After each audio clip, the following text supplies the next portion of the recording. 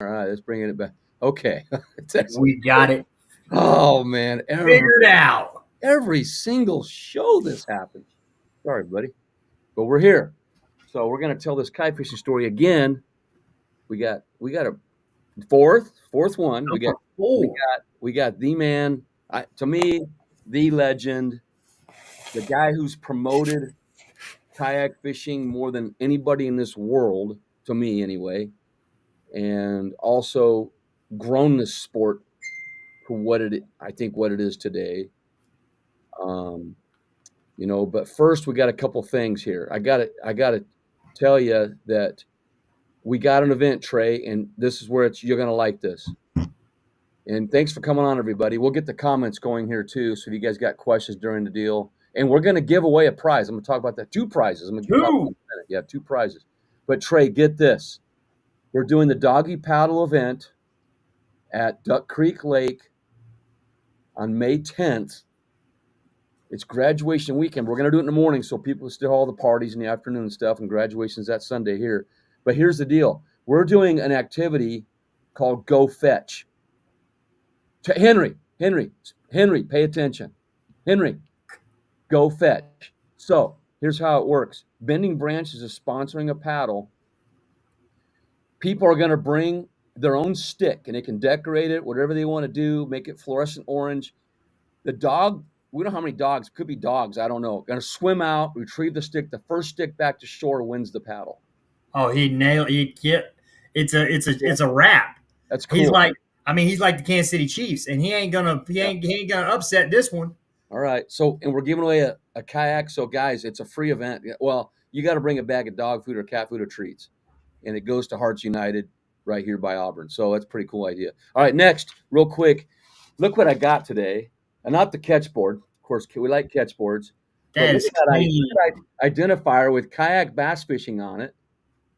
And Does that have your name on it? there's my name on it. And then not only that, he's got another card here with all of the people that are sponsors, and of course my favorite KBF on there. And Crocagator, he got Crocagator on that. Yeah. So all my affiliate guys are on there, and that put in on as well. But in the picture, think about it. In your pictures, you can now have your sponsors in your pictures because our jerseys are all covered up, and it gives them a little bit more recognition. Well, anyway, Steve Billington, what is it called? Trash Panda LLC, man. Trash Panda decals. These are becoming very popular because you can write on it and erase it with nail polish remover. And so I'm going to steal my wife's nail polish remover Or bug spray. oh yeah, okay, bug spray. So maybe I won't have to steal my wife's nail polish remover. So you can buy these from him, and they're like aluminum plates, man. And Steve Billington's making them. So I thought I'd put a plug in, but guess what? We're going to give one away tonight. Nice. So somebody's going to get their own customized deal at the end.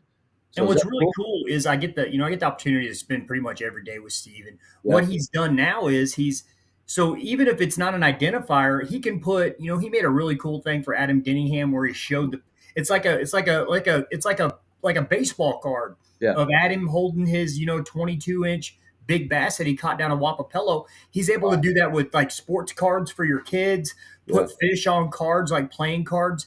And these things last forever. And he's passionate about it, man. And the turnaround time is amazing. I've seen like maybe 15 people in the last 4 or 5 days posting ones that they've already received from him. So, and if you lose it in the water, your name's on it.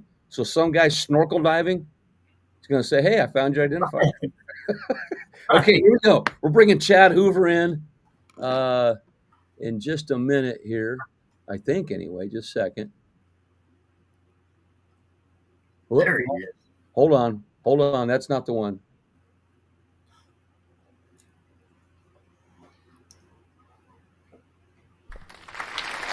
There he is. Have you ever had an applause like that, Chad? What's that? You had an applause that big? Huh? Yeah.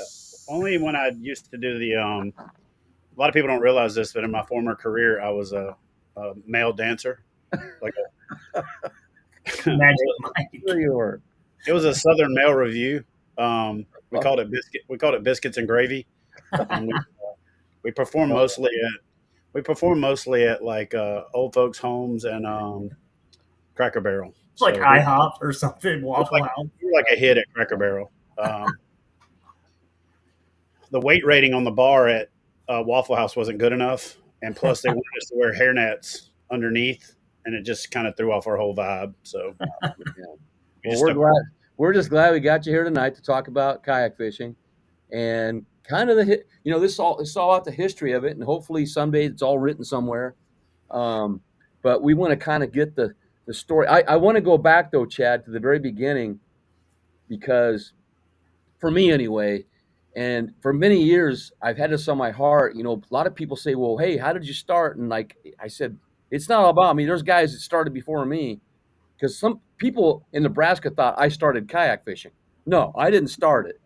Just maybe right where I was at. But so those that are listening, I met Chad via the internet. I found you on the internet, and then I got your number and called you. You were on a Navy ship yet when I talked to you, but you had already started kayak fishing, right? Yeah, Yeah. And yeah. so you were, I huh? was on deployment. I was underway the first time I ever spoke to you. Yeah. And so that's how we met. And then what was cool is you told me all these, I'm going to do this, I'm going to do that. And you did it all and more. And that's what's cool. So I just wanted to put that in there that I've known you now for, well, about 20 something years. I don't know. 21, 21 21 years. Yeah. So anyway, so with that, Chad, let's start at the beginning of this because you first. I do want to say this too. Your contribution to this activity, sport, whatever you guys want to call it, has just been enormous. And where we are is a lot of your effort, and you have gone through storms and blessings and everything else along the way. We all do. We all go through these roller coaster rides, but here you are still thriving, and kayak fishing is thriving, and a lot of it is due to your efforts. So we really appreciate that. But let's start from the beginning, Chad. And we got Trey Dawson, guys, co-host, and we're going to tell a story tonight. So go ahead, Chad. So I grew up in Louisiana till we moved to Georgia when I was about 10. And then I went back and forth a couple times just because of different stuff that was going on at my house. That is a whole different video. Mm-hmm. But so kind of grew up with like being from Louisiana and sort of from Georgia. And in Louisiana, everything was paddling or small boats or John boats or like that's how you got around a lot of times. And where I grew up, there was always backwater that would come up, is what we called it, where the fields would flood, and people had John boats just to get from their house to the first road sometimes. Because all of our roads are on levees, and so if you lived below the levee where the poor people lived, you had to have a boat to get to the levee. Mm-hmm. So canoes and small John boats and stuff like that was just kind of always part of my life. And then when I joined the Navy, the first 3 years I was in like really intensive training, so I didn't really have a lot of time to fish. And then I was very blessed by being in the weirdest scenario of all the places that kayak fishing ultimately kind of blew up. I was there Mm-hmm. at one time or another. So it was weird that this redneck from Louisiana who joined the Navy ends up knowing guys in California, guys in Texas, guys in Florida, and also guys in Virginia when the sport first started evolving. And Mm-hmm. forums like Texas Kayak Fisherman was going on, and kayak fishing stuff, and some of these forums that people don't even know about these days. Mm-hmm. And I'd be on there and I knew everybody, and people are like, how the hell does this guy know? Look at that. Yeah, look at that. You're everywhere. You're in Nebraska. Yeah. People are like, how the hell does this guy know that guy and that guy? And I think sometimes people just thought I was like making it up, like name dropping. You know how they say name drop? Yeah. But I was in the Navy and I had gone out to California for a conference, and all the people that I was out there with were substantially older than me. So they all wanted to go out to these places that I didn't want to go out to. And I had met this guy at the conference that was a big halibut fisherman that was from the area. And he said, hey, full moon, we can go out to the shallows and we can catch halibut like right off the beach. And I was like, shit, that sounds awesome to me. But he's like, we're going to go out at like 1 o'clock. So I was at the hotel room and I was watching TV. And, back then, like HBO included in the hotel was like a thing, like free HBO. Like, so you watch HBO and then the local news. Well, I went down to the lobby and they had this like newspaper. And then they had this, kind of like when you go to the dentist's office back in the day where they had all the different old magazines. So there was like 4 or 5 magazines down there. So I asked the lady, hey, can I take those up to my room? She's like, yeah, no problem. So I go up there and there's just like, forget if it was Western Outdoor News or Western Outdoor Journal or something. It was one of these like West Coast outdoor things, and it had this like full page thing in there about this Fred Hall show. So I go to this Fred Hall show and I'm walking around and I bump into guys that turn out to be legends later on. Jim Sammons was in a booth, and it was either that one or the next one. And then I go by this booth and they've got this guy, Dennis Spike, and like he's barefooted, looks like Crocodile Dundee, older than me at the time. So I'm young and I'm looking at this dude like he talked like he had been kayak fishing for 20 years at that time. So like I walked up to him afterwards, I introduced myself, and I talked to him 10 years later, and he probably still doesn't remember this. But I talked to him, I introduced myself, we exchanged information. Then I really was kind of intimidated about reaching out to him. And about 3 years later, after I had accomplished some stuff in kayak fishing, I reached out to him. I was like, hey man, what are your plans with kayakfishing.com, this, that, and the other. We started talking, and I told him what I was going to do, like you talked about, what my plan was with kayak bass fishing. And I said, look, man, I started to get into kayak fishing in saltwater, and we'll talk about that, like that story you wanted me to tell. But I said, but my real heart's always been, I'm from freshwater. I'm from Louisiana. I'm from the backwaters and the backwoods. And we used to fish out of these little things called pirogues, and they're practically a wooden kayak, but we didn't know what kayaks were when I was growing up. Like when we thought of kayaks, we thought of like Eskimos or Inuits or whatever the correct term is now. Native Americans who were the first people to get in a sealskin frame that they sewed themselves into to go harpoon. Right. Yep. So that's what I thought of. So I started seeing people kayaking, like out on the West Coast. There was recreational kayakers. There were people that were going out scuba diving in the Kelp, but they would take their kayak out. And then immediately after leaving that conference, I go back to Virginia, finishing up my first tour, and I transfer to Corpus Christi. I get to Corpus Christi and I'm going to college, and I'm working a part-time job, going to college and guiding fishing trips, like active duty guiding fishing trips and waiting tables at a restaurant, all at the same time, because I just was like, I didn't want to have debt. Like that was my whole thing. I just didn't want debt. So I end up starting to guide these fishing trips, and I take these guys that are there for a conference to the Padre Island National Seashore, and we're coming up the beach, and these guys are all Asian, and only one of them spoke English, and he had to translate to the other two. And they found me in the Penny Saver, like this old newspaper that was like the old version of Classifieds. They found a little ad in there. They called me up and I took them fishing. Well, we're coming up the beach and we run into this guy that's shark fishing. And this guy is like, got a little small kayak and he's paddling baits. And I mean, I'm not kidding you. They say sometimes in your life, you just have a moment where you see 15 steps from one thing. When he brought that kayak in and I looked at it, I saw 15 steps. I was like, oh my God, that could be bigger. It could be wider. It could have this, it could have that, and then we exchanged numbers because we didn't have cell phones back then. And about a month later, maybe 3 weeks later, he called me up and was like, hey man, I know you love that kayak I had. You want to buy it? I was like, dude, I only got like $100. He's like, I'll take it. I was like, no, I don't mean like I got $100 to spend. I mean, like I got $100 like total in my life. And he was like, I'll take it. I was like, bro, I don't have $100 to give you. He's like, I'll give you that kayak, the paddle, the life jacket, and I'll throw in some fishing stuff. I just really need the money. So I was like, so I stopped at an ATM on the way to see the guy. And tried to pull out $100, but I had $100, so it only let me pull out 80. So I go to his place and say, look, man, I'm not trying to lowball you or anything. I tried to pull out the money.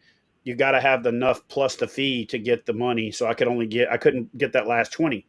He's like, he takes the $80. I'll take it here. He's like, and I got 3 rods you can pick from. And it's like a pin boat rod.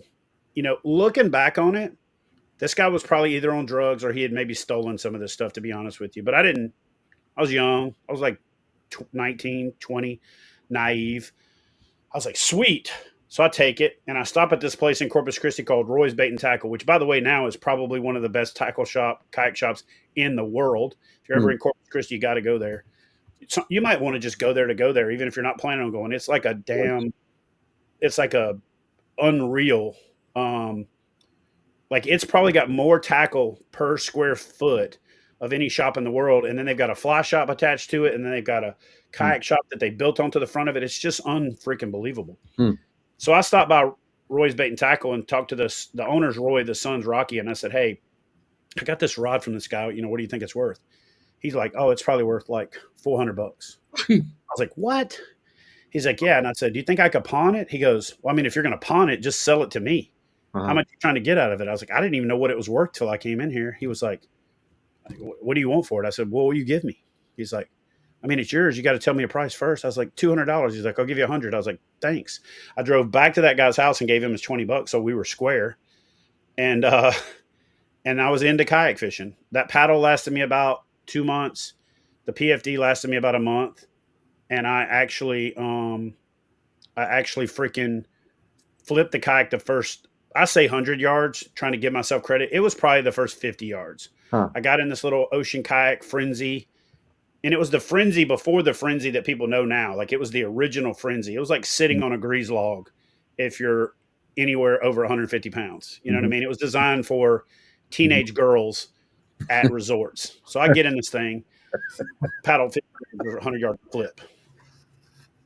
Most people would have probably quit and said, screw this. But I'm one of them people that's like, I hate not being good at something. Yeah. And so therefore I obsessed over it. So then I started playing with ideas, and I think I put crab pot buoys on the side of it to give it a little bit more stability within the first 2 weeks. And then I started using it more as like a wading platform. Like I would wade and it was my floating tackle box, and I would jump in it to get across a channel or to get across a deep spot. And then I would get out. And then a lot of times I would just turn sideways, put my feet on the ground, raise them up enough for the wind to blow me, and then put them back down so I could fish some more. Oh, yeah. And I was fishing really shallow flats for redfish, speckled trout, and flounder. Got to the point where I was catching redfish so easy that they almost got boring. But then speckled trout, especially big ones, I got obsessed with them. I mean, I've got obsessed with big speckled trout and probably obsessed over them for like, I don't know, 3 or 4 years. I mean, I was obsessed. I would fish. I think one time I fished 42 hours without getting out of the water. Like I wade fished like 42 hours. And this is not me like, oh, this is just saying it's an actual mainline sickness. I was like freaking, none of what I did back then made any sense. So I was obsessed with it, and I started catching these giant trout. But then the more giant trout I caught, it didn't scratch the itch. It's like you got an itch, and instead of putting like Campho-Phenique or Neosporin on it, I put something to make it itch worse, right? So the more I caught them, the more I got obsessed with them, and then I started trading ideas with other anglers in the area. And it was just a mad, crazy obsession. And then I ran into Marty Mood, who was going through flight school in the Navy at the time. Did you get him into kayak? Did you get him to kayak fishing? I can't hear you. Did you get him into kayak fishing? I can hear you, Marty. Do you have your? Can you hear him, Trey? Yeah, I can hear him. I can't hear either one of you guys. Uh-oh. Sorry to interrupt you. You can't hear me, Chad? I'm not. Now you're. I can't hear you. Really? Can y'all hear me? Yeah. Yeah, I can't hear either one of you guys. Turn your volume up. Oh, there we go. It just started. Oh, okay. Back to Marty Mood. Did you get Marty Mood into kayak fishing? Sorta.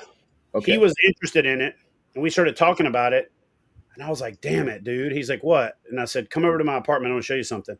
And I showed him my kayak that was hidden on I had a storage like compartment that you could rent in the apartment complex where you kept stuff in, and I had the kayak shoved in there, and so he was thinking about and looking at getting into kayak fishing because we had been wade fishing together, but I would never take other people kayak fishing. Kayak fishing was like my secret. That's Like, me too. Same thing. I didn't even want to share it. Like straight up, I would literally go mostly at night.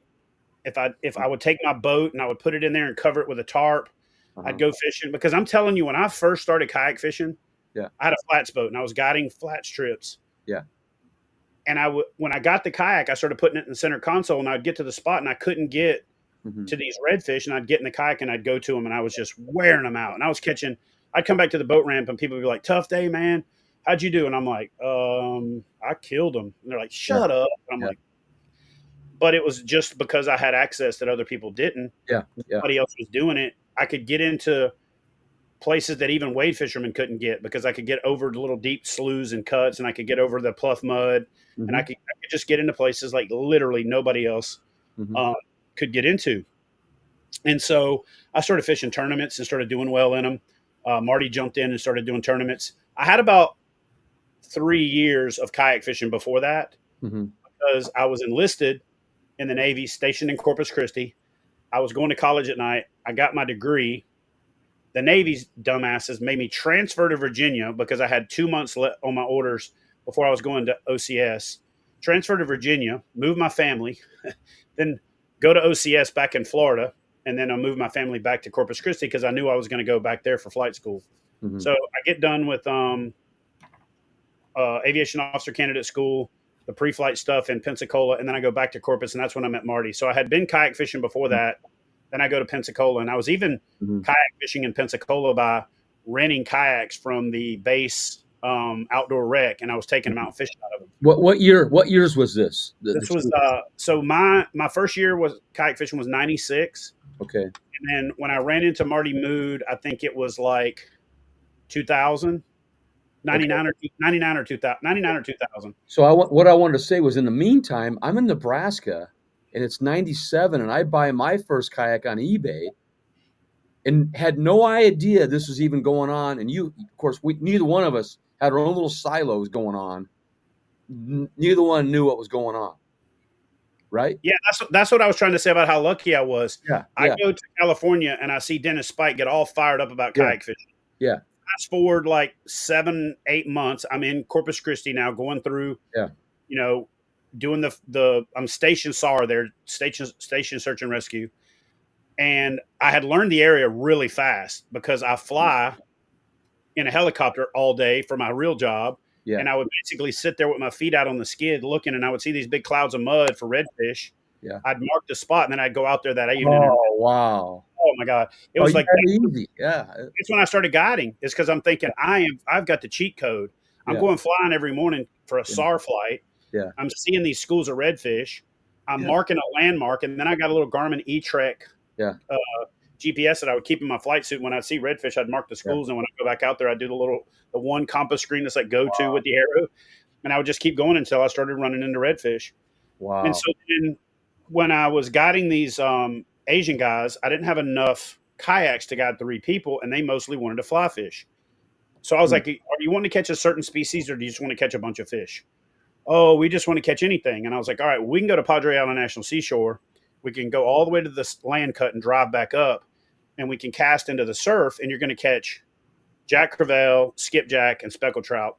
Wow. Plus, I wanted to scout for what we call these tide runners, these big female speckled trout that run the surf.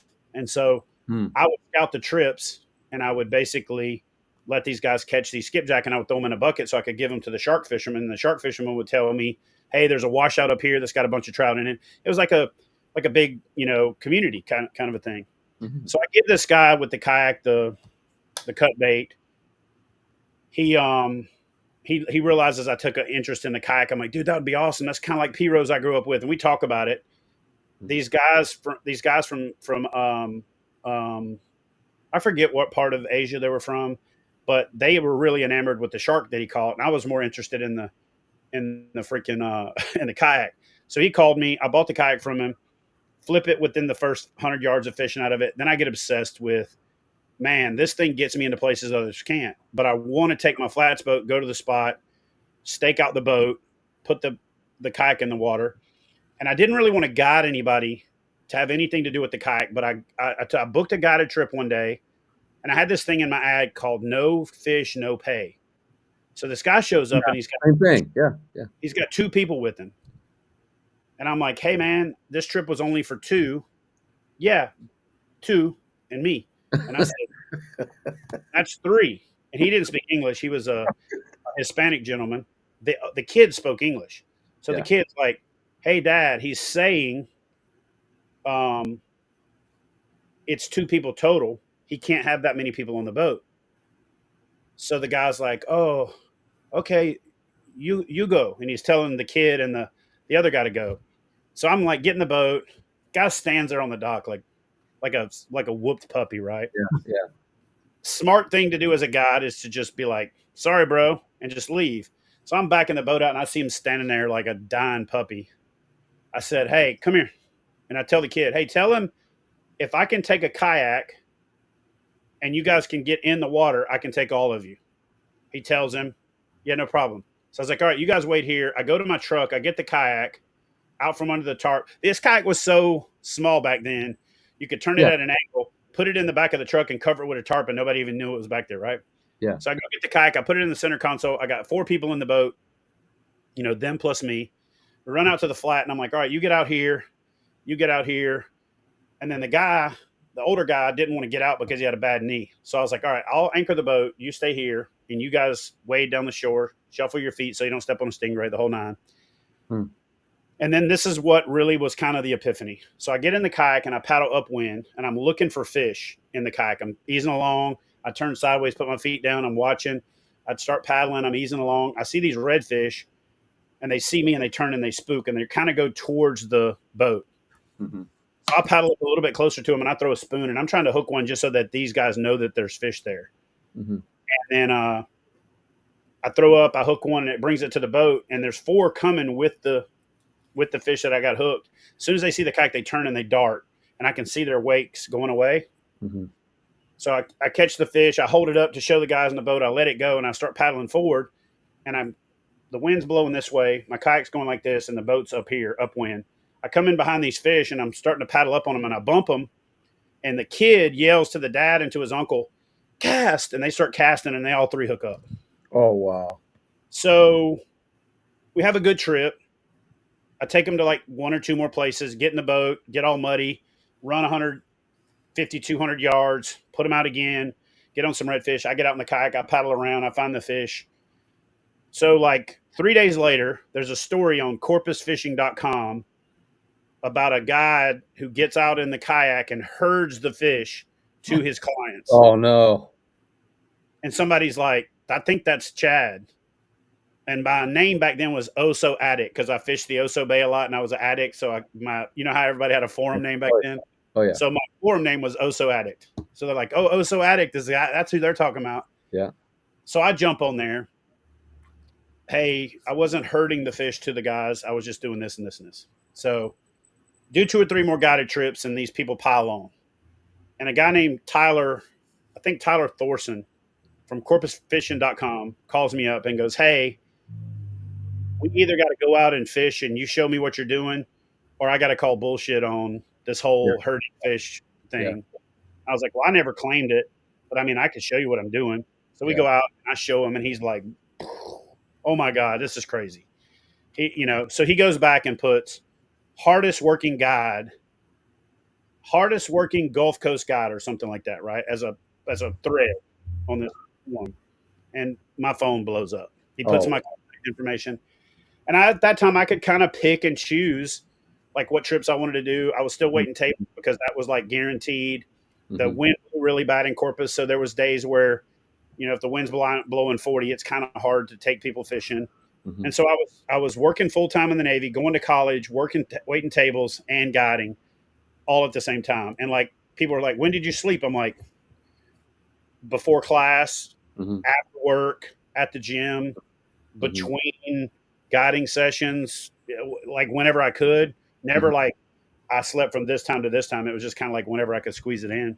Our stories are so similar. And so, but I'm just like, I'm gobbling it up, because Yeah. this is all new. I grew up in Louisiana. We had gone to the coast a couple of times when Yeah. my grandpa had some friends, and we went out and did the popping cork thing for speckled trout, and they killed everything we caught. And they didn't taste as good as we call them white perch or sockeye, but the world calls them crappie or crappie. Yeah. So I grew up on them, like fishing right in front of our house for the.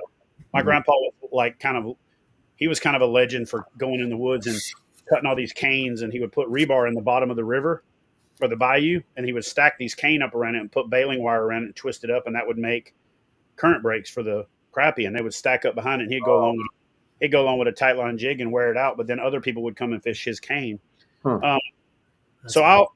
I got hooked on bass fishing because my grandpa, my pawpaw, was a damn crappie fisherman, but he had a 14-foot John boat that he scull paddled. So my ass was always out in the middle of the bayou, and he was easing along where he could put his pole. So he's got like a 12-foot, fiberglass telescoping cane pole Uh-huh. and a Uh-huh. 14-foot thing. So I'm out in the middle of the bayou. You know what I'm saying? Like, Yeah. so I started carrying a bait caster so I could cast up to the bank and fish while behind him. So he Mhm. would be catching crappie and I was catching bass, and I was happy as a pig in poop because Yeah. when you grow up catching crappie from the time you're like Yeah. 2 to you're like 8 or 9, that gets to be old hat. And you hook a bass that fights and jumps and does all this, you're like, man, Yeah. this is great. So we had this like relationship. He would sit in the front and crappie fish, and I'd sit in the back and bass fish. And then if I get a backlash, he'd be like, "You got that backlash out yet?" Huh. And I look back on it, and it was like never like, "Hey, give me the reel and I'll fix it for you." It was always like, "You got that backlash out yet?" I'm like, "No." All right, well, Huh. the longer it takes you to get it out, the more incentive there'll be to never backlash it again. That was like his philosophy. Yeah. So there was times I'd make 3 casts at a backlash. I'd spend the whole rest of the trip trying to get the damn backlash out. I'm like, Pawpaw, can I just cut the line? No, you ain't wasting that line. Like, all right. So I'd be back there checking with this thing. And so that's kind of how I got into bass fishing. But it was also, I could take the boat on my own. And when I would take the boat on my own, I would just bass fish. And then I got into catching crappie on baits that were for bass fishing. So I really like that. I like the active fishing. Everybody else does the slow stuff or throwing live bait out and waiting. I liked, I Mhm. liked active fishing. Mhm. And so when I saw the first roto molded fishing kayak, my brain went John boat, P-row, way to fish, shallow water, and all the synapses fired. And I was just like, I was absolutely hooked. Mhm. And I go to the California, I come to Texas, I end up running into Dean Thomas, Mhm.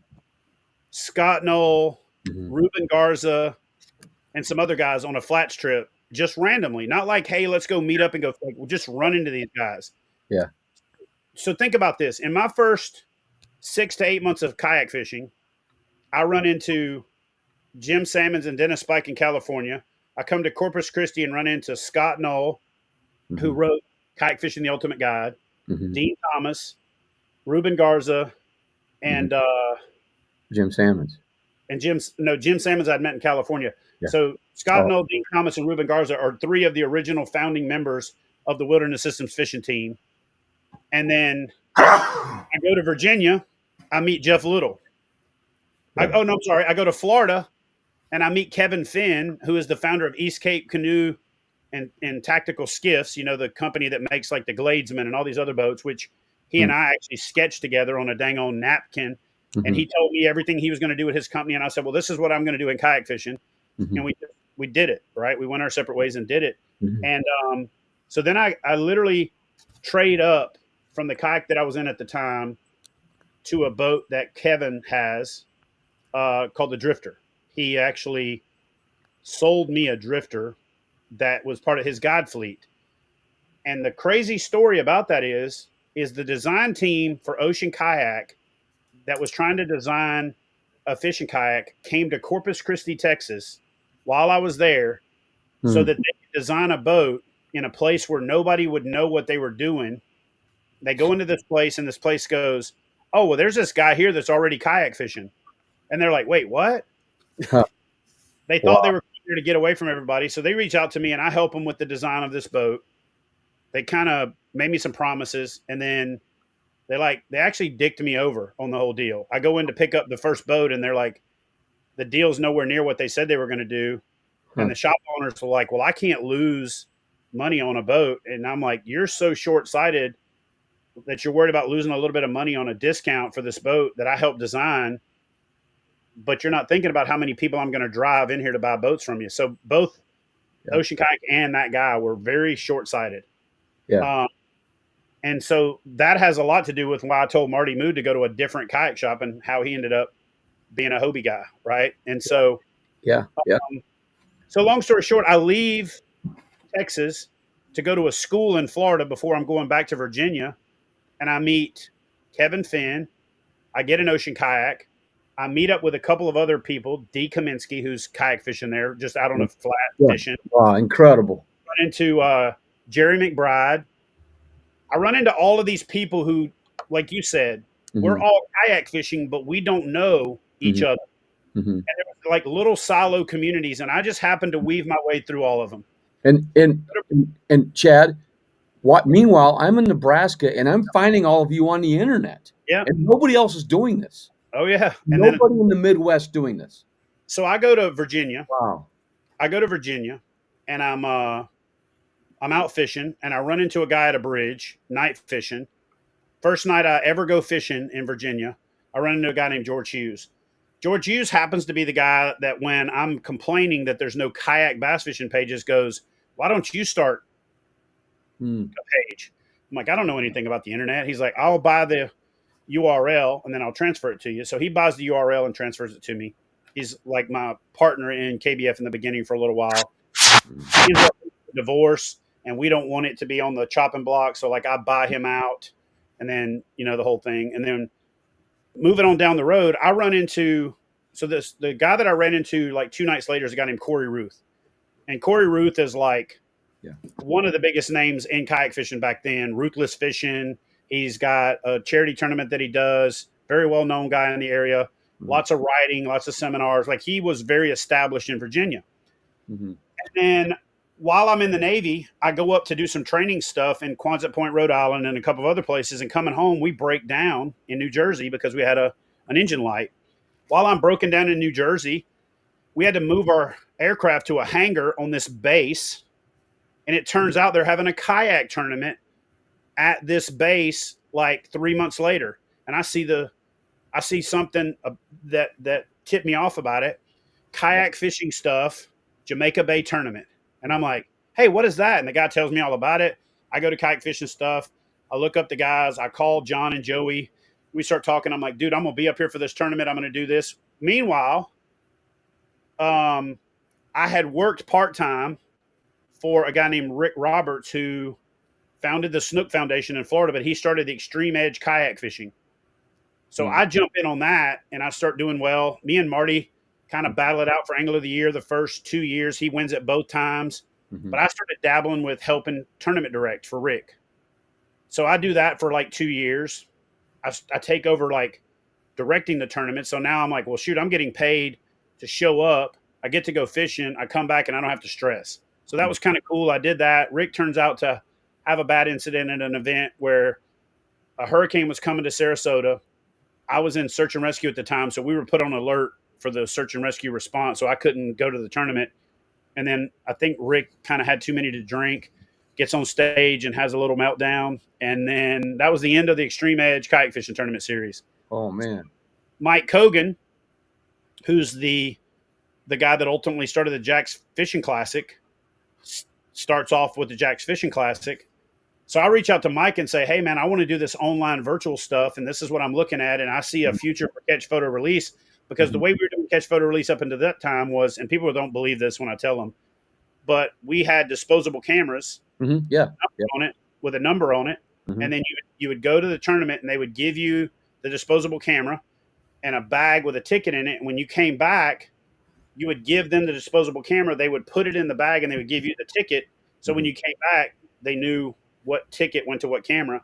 And they would run to a 1 hour photo, which, by the way, isn't an hour. It's like 2 minimum. It was usually a 30, 45-minute drive. So they would go, they'd be back in 3 or 4 hours. By the time they got back with the photos, usually half the people at the tournament were drunk or gone, right? And so then you had this situation where the award ceremonies were just forever. And then you get back with these photos. Now you got to sit down and score them, add the totals together.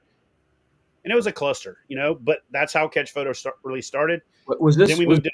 was this early 2000s? This is probably, probably 0102. Yeah, because I remember we got the little Walmart cameras to go Yeah. out and take a picture, and I'd give it to people to take a picture for me because nobody would believe I was catching fish. Yep. Okay. Go ahead. Sorry. Go So ahead. then 02, 03, 04, I'm trying to get the Catch Photo Release thing started. I reached out to Mike Kogan. Hey, man, why don't you take the saltwater thing with the kayak fishing stuff? And I'm going to do the kayak bass fishing thing. And he's like a total jackwagon and says, I don't need you to do any of that. I'm going to do all that on my own. I've already got this thing called 321 Fish, and we're going to monopolize this. And he tells me all this stuff. And I'm like, okay.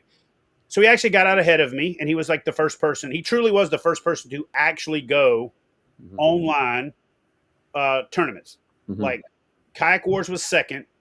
Mike Kogan was literally the first, like giving credit where credit's due. He was the first to get an actual online Catch Photo Release tournament going, and it was called 321 Fish. I do want to say this on the online. What we were doing here was we would go out and take a photo of a fish with an identifier type thing, and we'd post it on a tape measure. Yeah. But it was on a thread. It was not like what you were doing. Exactly. So that's kind of how it first started, right? So I would do that too. I was doing threads on kayak fishing stuff, Texas Kayak Fishermen, and Tidal Fish out of Virginia. And then ultimately I built my own forum. And for our first couple of years, the Catch Photo Release was on, you post a picture on the forum, right? You post your 5 pictures and then you have your total there and people would verify it. So anyway, but Mike Kogan was the first one to get an actual programmed, you enter a tournament, you pay an entry fee, you hit submit, you upload your fish, and they were on a leaderboard. So he got that part going first. So then myself and George, from the guy that bought the Kayak Bass Fishing page, was like, hey, I can do something like that. Together we can build it. You tell me how you want it to look. So we built our own first Catch Photo Release, and that's when you called me. Yeah, I entered those. You were like, I think I called you and said, hey, man, somebody's like thinking you're not really catching these fish in Nebraska. Yeah. Are you really in Nebraska? You're like, dude, I'm in Nebraska. I'm like, okay. And back then it was all nationwide, and it was a Wild West, right? Yeah. And but that's when it started connecting people. There were silos called Jack's Kayak Fishing had its forum. Kayak Fishing Stuff had its forum. Texas Kayak Fishermen had its forum. And then if you remember, OEX, which is the parent company of kayakfishingsupplies.com, they had a forum. So those 4 forums kind of were the corners of kayak fishing. Dennis Spike had one too. Dennis Spike had one. Yeah, kayakfishing.com. He had the first one, but it was the worst one. And he was so hard-headed that he wouldn't like update it. It was very I remember. It was spammed out all the time. There was porn sites advertising on there. It was all duct taped up. It was Dennis in the electronic form. He was like, he was just a wild man. And that's the way kayakfishing.com's forum was in the beginning. Yeah. And so all of these silos were everywhere. What started to happen was people would bleed over from one to the other. Yeah. And, to be honest with you, I think the biggest uniting force in the sport of kayak fishing in those formative years, like I'll say 2001, 2002 to about 2008. Like people think the boom happened 2017, 18, 19, whatever. That's like the second boom. Yeah. Like when you see an airplane flying through the air and it's got that little sonic boom ring around the front, and it's got this big one behind it. Well, the first boom was that 2006 to 2010 time frame. Yeah. So during that time, if you were to ask me what was the most influential driving force in kayak fishing getting to where it is now, in other words, one of the bedrock stones of it was the Texas Kayak Fisherman Forum. Yeah. Because for whatever reason, it blew up. It just blew up. For whatever reason, the people from California would come to that forum. The people from Virginia would go to that forum. The people from Florida would go to that forum. And then the people from Jersey and all that would come to that forum. But not everybody from there went to the other forums. You know what I mean? Mm-hmm. Texas Kayak Fisherman was the Tourney X of kayak fishing community, if that makes sense. It was the first commercially viable thing that we all umbrella that we connected under. Mm-hmm. Then all of a sudden people knew, holy crap, there's people kayak fishing in Minnesota. There's next thing you know, you got friends everywhere. And I just happened to be the guy that was like talking to people like I knew him, and people were like, how do you know Chris LeMessurier from Michigan? Yeah. Oh, I ran into him because I did, Canoecopia. How did you know this guy? Oh, I ran into him because I was at Sandy Hook. So like I started going to Jersey because I really broke down there, and these guys were telling me how awesome the fishery was. And remember back when I said I got hooked on big speckled trout? Yeah. Well, guess what? Guess what Sandy Hook, Raritan Bay, Jamaica Bay all have in common? They got this damn thing called a weak fish. And a weak fish is like a freaking speckled trout on steroids. Now, it doesn't fight as hard, but it gets massive. And I mean, you could catch these things that are like ridiculous, you know?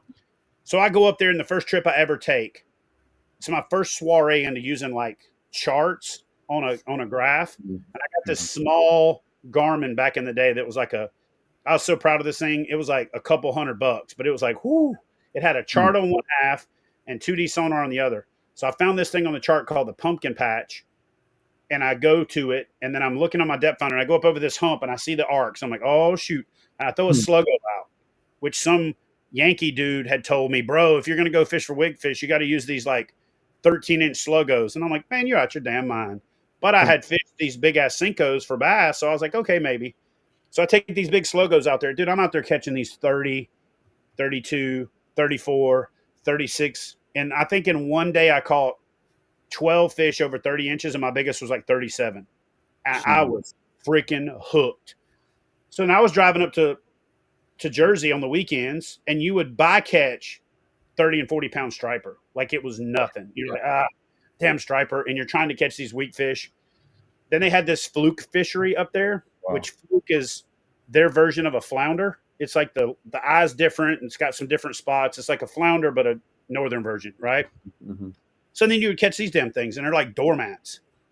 So I kind of fell in love with that. Well, I met all the people in the Northeast then, right? I met all these people that were in this crowd, John and Joey and Paul, and like just all of these people that, were very instrumental in the development of kayak fishing, because I think that Texas Kayak Fisherman was the catalyst for uniting the community, but kayak fishing stuff was the place where it was the first shop that truly attempted to service kayak fishermen.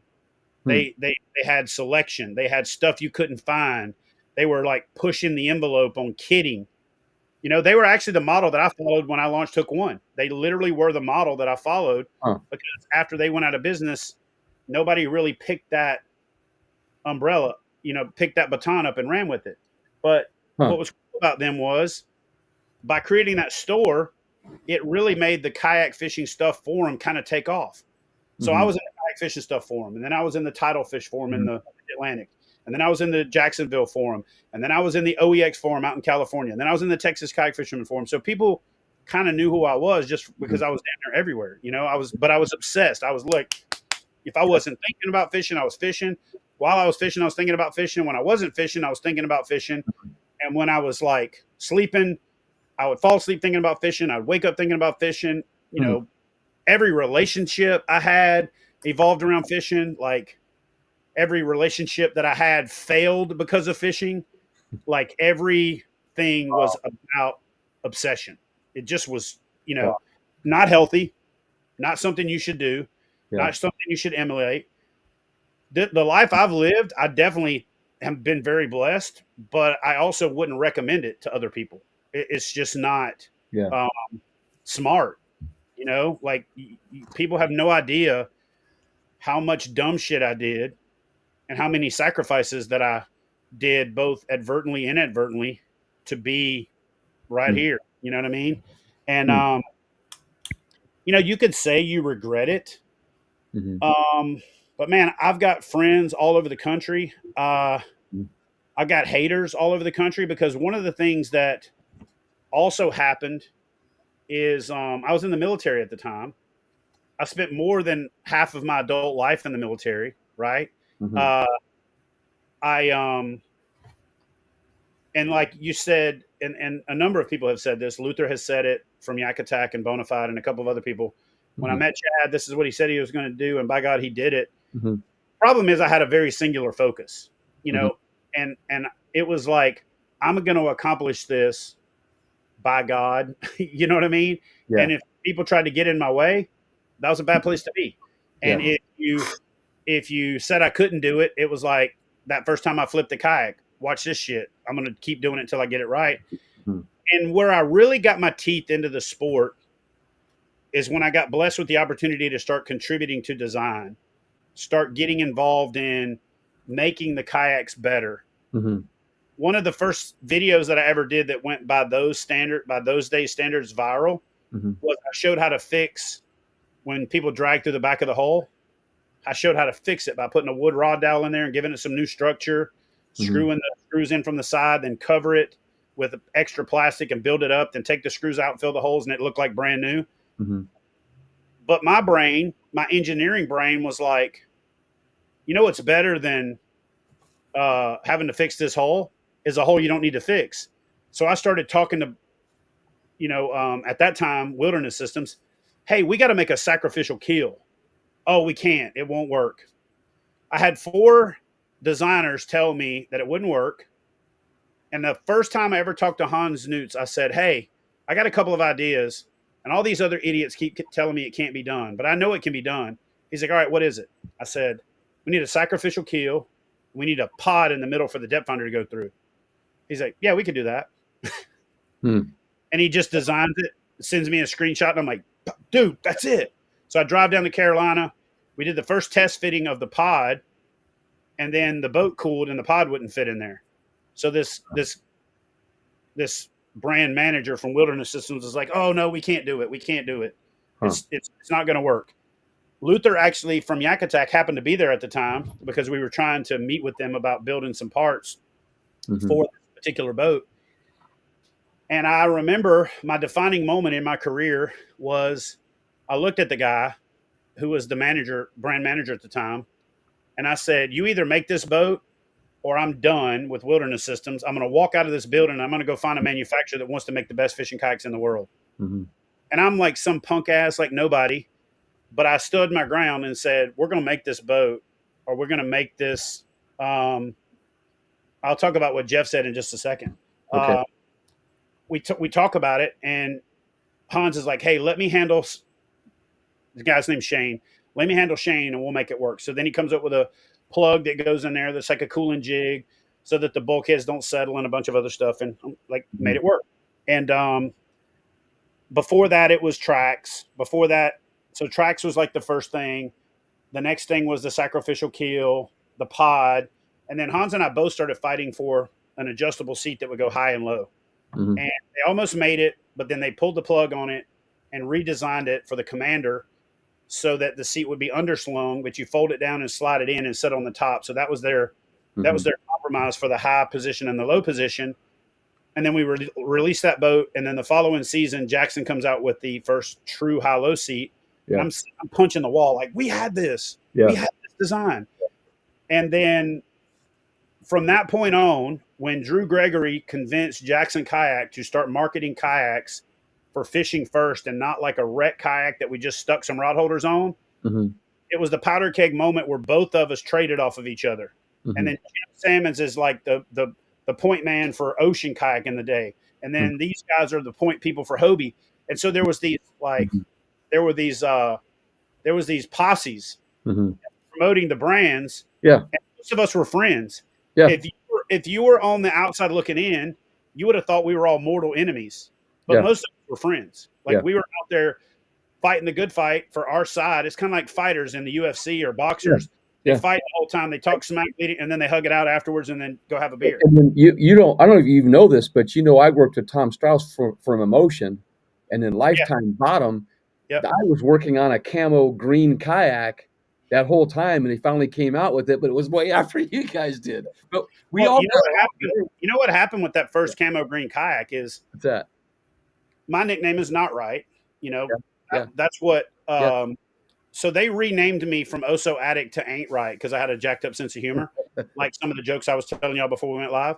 Yeah. And I kept changing it back to my name, and then they kept changing it to Ain't Right. Well, at the time, there was this movie with Cuba Gooding Jr.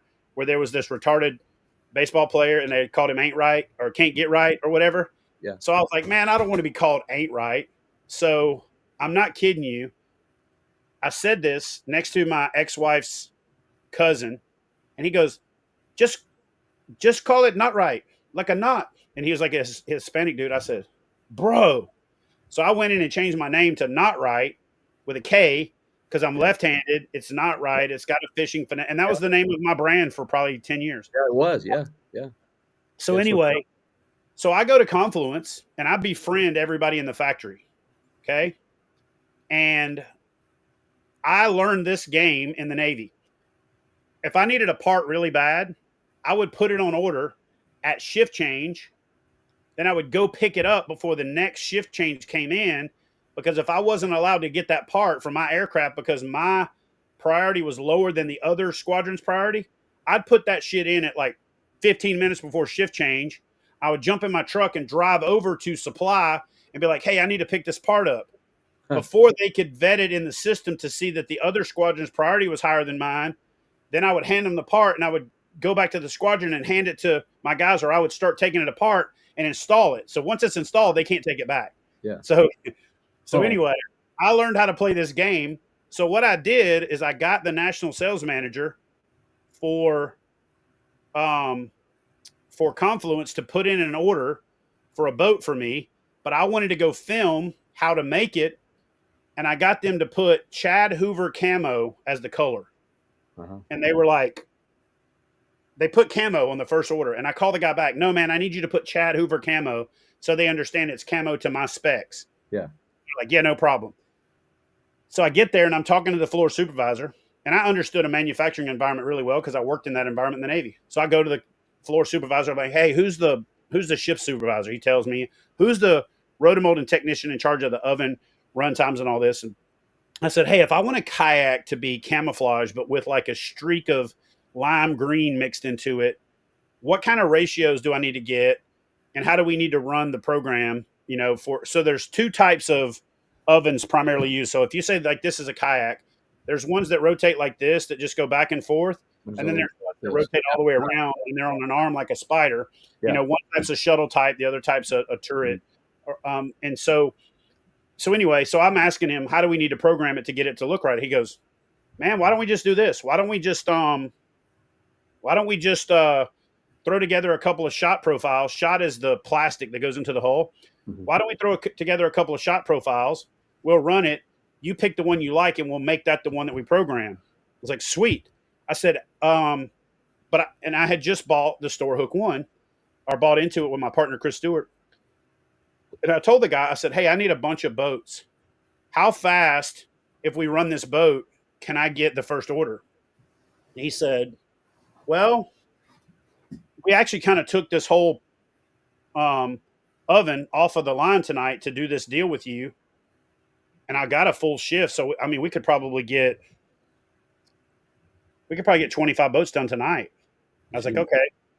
So, so they told me no on the camo with the green in it initially. Yeah. But I got the sales manager to call it Chad Hoover camo. And then when I got there and I talked to the floor supervisor, I said, hey, it's not camo, it's Chad Hoover camo. And I'm Not Right. And my nickname is Not Right, which means, damn, that's not right. So camo with lime green in it's Not Right. So we're going to call that Not Right camo at the store. But on the line item for Confluence, it's Chad Hoover camo. Wow. He's like, how many do you want? I said, as many as you can make. So they end up making 37 boats that night. Wow. I called the next morning and do what's called a customer assigned pickup. And when I do the customer assigned pickup, I schedule a truck to go pick up boats. Now, back then, I was a Native dealer. Native was in North Carolina. Mm-hmm. I was a Confluence dealer. They were in South Carolina. And I had also just started kind of carrying Feel Free. So I would hire a truck because I was a logistics guy in the Navy. Instead of letting the companies overcharge me for freight, I would hire the truck, and it would go to Confluence and pick up half a truck. Then it would go to Native and pick up half a truck. Then it would go to Feel Free and pick up the rest. And they would come to my shop, and I'd have a full truck, but I would get all my stuff on one. Mm-hmm. So I scheduled the truck pickup the next morning on what's called a retro load. I found a truck that was deadheading back home that had an empty truck, called him up and said, hey, can you stop by South Carolina and pick up these boats? Mm-hmm. Blah, blah, blah. He's like, it'll be $62 for the pickup charge, for the backup charge, and then I'll charge you my fuel surcharge plus, $200. I was like, you're the man. And so I worked with these guys, and they loved me because I would also tip them. Mm-hmm. So this guy goes by and picks up the boats. I take pictures of them. I put them on the internet. I got them all over the shop. And before Confluence even know that I was going live with this boat, I had sold almost all of them. So the national sales manager calls me up. You like bleep, bleep, bleep. I just hold the phone over here like, yeah, whatever. Wow. He'll calm down in a minute. So while he's going off on me, I got the phone on mute where he can't hear me, and I'm typing an order for 150 boats to the national sales manager and copying his boss. So he gets done screaming, "You mother!" He MF'd me like about 15 times. Yeah. Gets off the phone, and I said, "Hey man, I just put in an order for 150 more not right camo."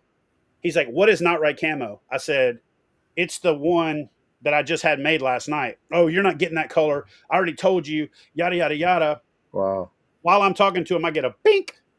I get a response from Shelly, who was his boss. "Hey Chad, thanks for the order. We'll get this in. I'm assuming you already have the SKU set up with Chad. Chad Trotter was the night guy." I said, "Absolutely." She's like, "Cool, I'll get this in the system." While I'm still talking to the national sales manager, who basically I emailed him and his boss at the same time. And it's like, numbers don't lie. So when I tell people, if you want to be successful in social media, if you want to be successful in whatever you're doing, don't be like good, don't be okay, don't be good, be like undeniable, Mm-hmm. And the one thing that when people say, what are you the most proud of? I don't have a specific thing. I don't, I got inducted into the Hall of Fame. I've won some awards. I've won some tournaments. I've won some Anglers of the Year. I wrote a book. I've got some things that I could incrementally list. Mm-hmm. But if you ever look at any of my bios, I very seldom list anything a specific accomplishment. If it's in there, it's because somebody else added it. Because what I'm the most proud of is that my impact is undeniable. Mm-hmm. Like what I've done, Yeah. You can't 100% put your finger on. Mm-hmm. You can't say, well, he did this, he did this, he did this. But even if you hate me, that my impact has been undeniable. So when I tell these young people, when you're getting into the sport, don't ruin your life like I did in many cases trying to accomplish it. Mm-hmm. But don't be mediocre. If you're going to be mediocre, don't even start. Yeah. Be undeniable. And if you're not working towards undeniable, just enjoy fishing.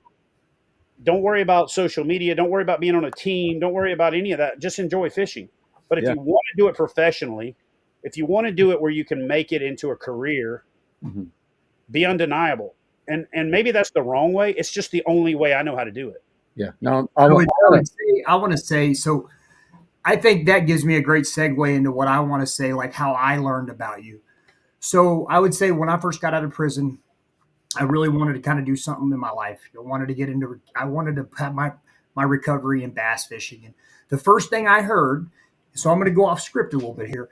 I bought a kayak. I bought it from Jessie Becklenberg, and she's a huge fan of yours. So I started watching these YouTube videos and came across you and Jeremy Baker. And so my first impression of you was me watching you on these YouTube videos. You had this segment called Hunting Big Bass and all that. And I was like, man, this dude is freaking awesome. About a year passes, 2 years passes. I kind of get in my own little groove. And there's this thing called opinion bias. Opinion bias is kind of like maybe I'm going out to a restaurant and I want to check the reviews on this restaurant. There could be 200 reviews that say that this place is awesome. And then there's that 6 that says, man, this sucks. My mind is going to go straight to the this sucks instead of all the great reviews. So where I was super into watching your videos, and then I started hearing all this shit on the back end, it's like, where do you go from that? But then I watch you and like, you have not climbed underneath a rock. You have not went anywhere. You are still right here talking about this. So, I mean, there's some validity there. So does that make sense? Like No, that? I literally used this analogy to some kid the other day. I said, he actually asked me, dude, how do you deal with all the bullshit? And I'm like, I mean, I'll just be straight with you. And this is going to sound really bad when I say it. So I'm going to preface this by saying it's going to sound really bad. Mm-hmm. It doesn't even register. Yeah. See, I grew up in the house of an alcoholic. His mom, my dad's mom, my grandma on my dad's side was an alcoholic. Mm-hmm. I was around drug addicts.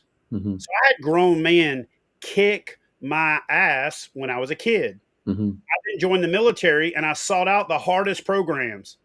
I sought out search and rescue, which is one of the hardest programs. I got through that. That wasn't hard enough for me, so I went to Buds, got my ass kicked, got washed out, the whole nine. But I always sought out the hardest stuff. I got my bachelor's degree in 19 months, going to school at night, working a part-time job, guiding trips, blah, blah, blah. Like I always sought out challenge. And so when people challenged me, I did an assessment. And if you weren't worthy of challenging me Mm-hmm. because you weren't doing the work, Yeah. it didn't matter to me because I didn't consider you somebody that I cared about criticism from. Yeah. And on top of that, I knew what I was doing. I knew where I was going. Mm-hmm. And if I stop and look at what you want me to look at because you want to criticize one thing I did wrong, Mm-hmm. then I'm not still looking headstrong. Mm-hmm. I had a very focused vision of the things that I thought I wanted to accomplish for the sport, the things that I thought the sport needed. Mm-hmm. Now, I've backed up from some of them and said, I wish I wouldn't have done that shit. I wish I would have done this different because hindsight's 20/20. Mm-hmm. But what I did do, like Marty said at the beginning, is I had this 10-year roadmap, and by God, I was going to get there. Mm-hmm. And if you got in my way, you were just you were a roadblock, Mm-hmm. or you were a speed bump. And I was either going to drive over the speed bump really fast, or I was going to drive through the roadblock faster. Right? That's just, if you watch a movie, people don't slow down for roadblocks. They don't ease up to the truck and bump it and push it out of the way. They put the pedal to the metal, white knuckle the steering wheel, and just blow through it. And that does not work in the civilian world. It works fabulous in the military. Your boss is like, you're a goddamn bulldog, Hoover. You're a blah, blah, blah. My nickname, and I got a cup up here in the cupboard that I use to remind myself on my Navy cup where they give you your name, is the Wolf. And that's from Pulp Fiction, where they're freaking out because they shot this guy in the back and there's blood everywhere. And Samuel L. Jackson says, calm down, man. He goes, bro. And John Travolta's freaking out. He goes, I'm going to call the Wolf. And he goes, oh, shit, man. Why'd you just say that? So the whole time I was in the Navy, my nickname was the Wolf. Like, this is the guy you go to if you need to get shit done. That the rules don't matter. And I was a paint outside the lines guy. That was my job. Yeah. So when it come to this stuff in the Navy, I mean, when it come to this stuff in kayak fishing, from what I had been through in 3 wars, 10 conflicts, 6 deployments, all this stuff, a couple divorces, growing up as a kid of an alcoholic and an alcoholic infrastructure, all my friends dying from drug overdoses, some kind of desensitized you in a way. Some goober on the internet talking smack about me, who, by the way, every time they saw me at the Bassmaster Classic, or they saw me at a trade show, or they came to one of my tournaments after they talked shit, looked at the ground, averted their eyes. I'm thinking, in the world I grew up in, if I'm going to go on the internet and call you a piece of shit, I'm going to be looking to whoop your ass the next time I see you in person. I'm not saying that's what I would do. Yeah. What I'm saying is those two types of things. Yeah. If you think so poorly of me that you're willing to talk about me and try to damage my reputation, my personality, everything about me, and try to damage my business, you should be looking for an opportunity if you see me in person. And they didn't. They looked at the ground. They looked away. They scurried over and stood in the back of a group. Yeah. So it never bothered me that these people were talking smack. And dude, I heard a long time ago, it's a crazy thing.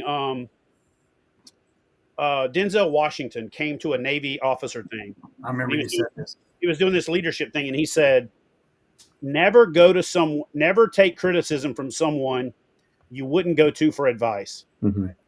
Mm-hmm. So there are people that have criticized me that are wrong. There are people that have criticized me that are right. And, and here's what I tell a lot of people. There's a Navy saying called, one all shit erases 1,000 attaboys. And if you don't understand that, you don't live by it, you're just wrong. And I know it doesn't matter how many attaboys I've done. It's the all shits that matter. But if you hide from the all shits and you don't accept responsibility for them, then you're not genuine. And if you're not genuine, people are going to see through that. And part of the problem too is I'm sometimes too real, and I'm too blunt, and I'm too straightforward. But I also don't got time to pussyfoot around about something. If you want to know what I think, you're going to find out. And if you don't ask me. Right? Yeah. I would appreciate in somebody else that they don't waste my time with a bunch of crap. So that's how I feel I should treat other people. Yeah. It doesn't always go well, right? Some people want you to bullshit them. Some people want you to, it's like when your wife asked you, how do these pants make me look? Well, the pants make you look fine, but that muffin top busting over the top doesn't look that good. She didn't want to hear that. But my brain works on, you're asking me, so I'm going to give you my damn opinion, right? Well, you're not skinny yourself. I'm also not asking you what I look like in these pants. You see what I'm saying? So I've been abrasive. I've been a lot of things, but I'm just not fake, and I'm not, I can't sugarcoat shit. It's just not in my person. I tried it. And I felt like I was like, me trying to be fake and over nice and over, like I think I'm a nice dude. I've been over backwards to help people, but me trying to over fake it would be like how I would feel if I dressed up like Elton John, right? If I dressed up like Elton John and walked around, I would feel like, it's like not me, right? That's how I feel if I don't just be who I am, right? And so I could have been nicer along the way. I could have took 3 years to get somewhere that I got in a year. I could have done a lot of those things. We could all coulda, woulda, shoulda, we could have done a lot of things different. So what I'm proud of is that I accomplished what I tried to accomplish. I'm not always proud of the way that I did it, but we can always learn from that, right? We can always, so back to the analogy you made. I told the guy, I said, look, human nature is, if you go to Google and you're thinking about going somewhere, click on that reviews, your brain goes straight to the 1-star reviews. And I don't give a shit if they've got 57,000 5-star reviews and 4 1-star reviews. You read the 1-star reviews and form your opinion on the 1-star reviews. Now, here's where I've screwed up in some of the things that I've done in life. I've had people that don't, nice. I've had people that don't do what they're supposed to do. Yeah. With the W-9 and some other things that administratively they're supposed to do. And then when they go out and say, KBF hasn't paid me, and then we go look it up and find out they did something wrong, I don't go out and blast them. I work it out behind the scenes. Right. But those same people don't go out and go, hey, guys, just want to let y'all know, last week when I was shitting on KBF, it was my fault, blah, blah. They just don't.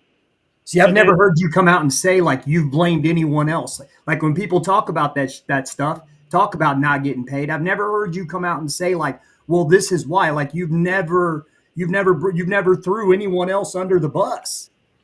And I never would.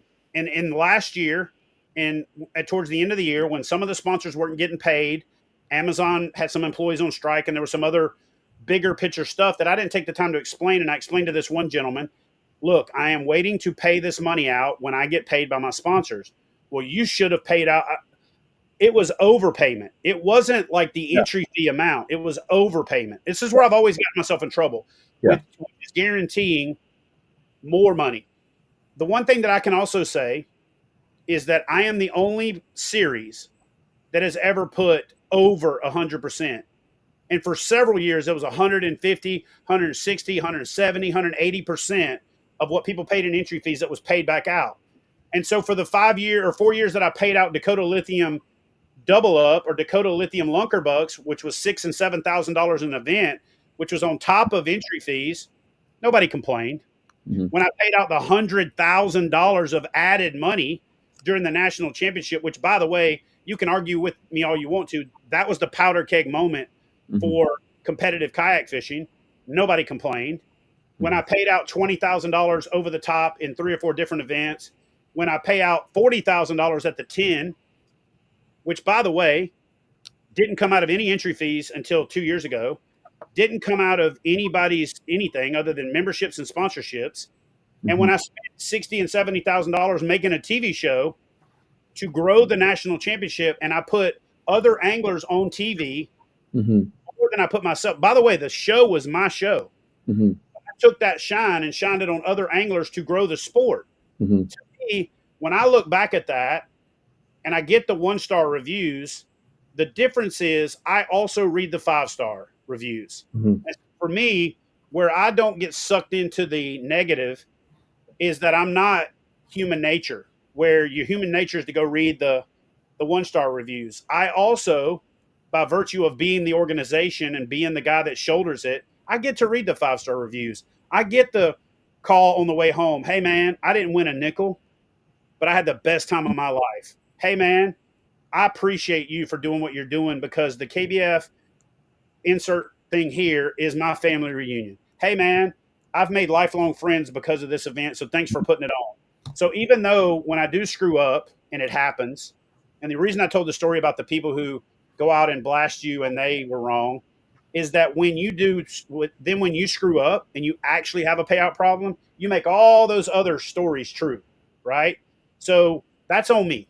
And I don't go out and throw other people under the bus. I've had sponsors back out on me and not pay me, and I paid it. Like I footed the bill for it. One of the first ones I ever did, I did a big bass sponsorship with a company, and I paid out $19,000 in big bass payouts. And then at the end of the year, they stiffed me. Not one time have I ever publicly gone out and bashed that company. I've had other companies that committed, signed a contract.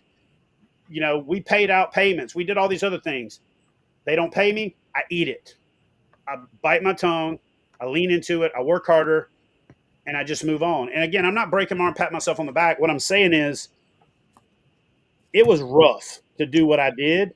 And I did it like a dumbass because I kept trying to put more into it than I was getting out of it because I was just obsessed with this community. I was obsessed with inspiring and motivating people, but I think I just did it wrong. I wish I would have just stayed focused on the video content creation, the storytelling, the inspirational stuff, because ultimately I ended up becoming the damn sheriff of kayak fishing, and it wasn't what I signed up for.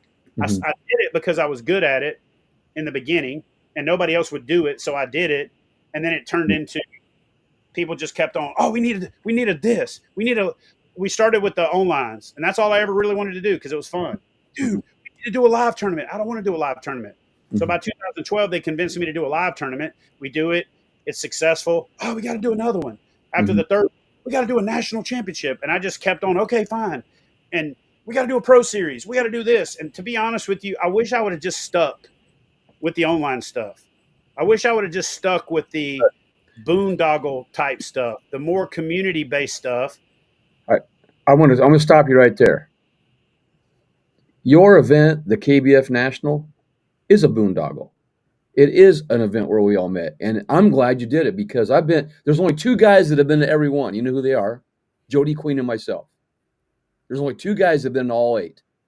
I've been to all 8. I watched them grow, got treated like a king. What's that? 3 guys. Oh, you. Yeah, you were there at all of them, weren't you? Anyway, got treated like royalty when I got there. I got a picture from every single one with our arms around each other, getting a picture together.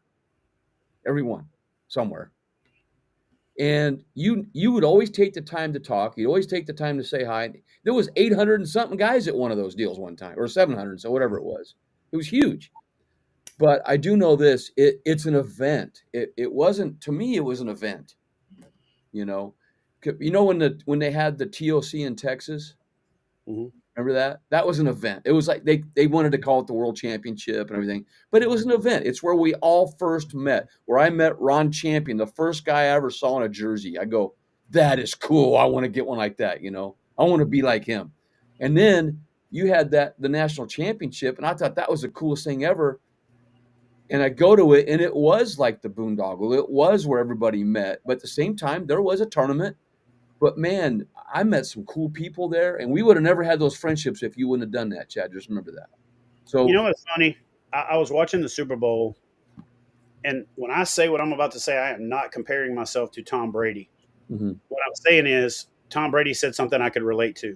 yeah, So one of the announcers asked Tom Brady about the Super Bowls that he won versus the Super Bowls that he lost and all this other stuff, and he goes, "What do you remember the most?" And I said, he said, "I remember the losses." yeah. And I remember that. I remember you said that.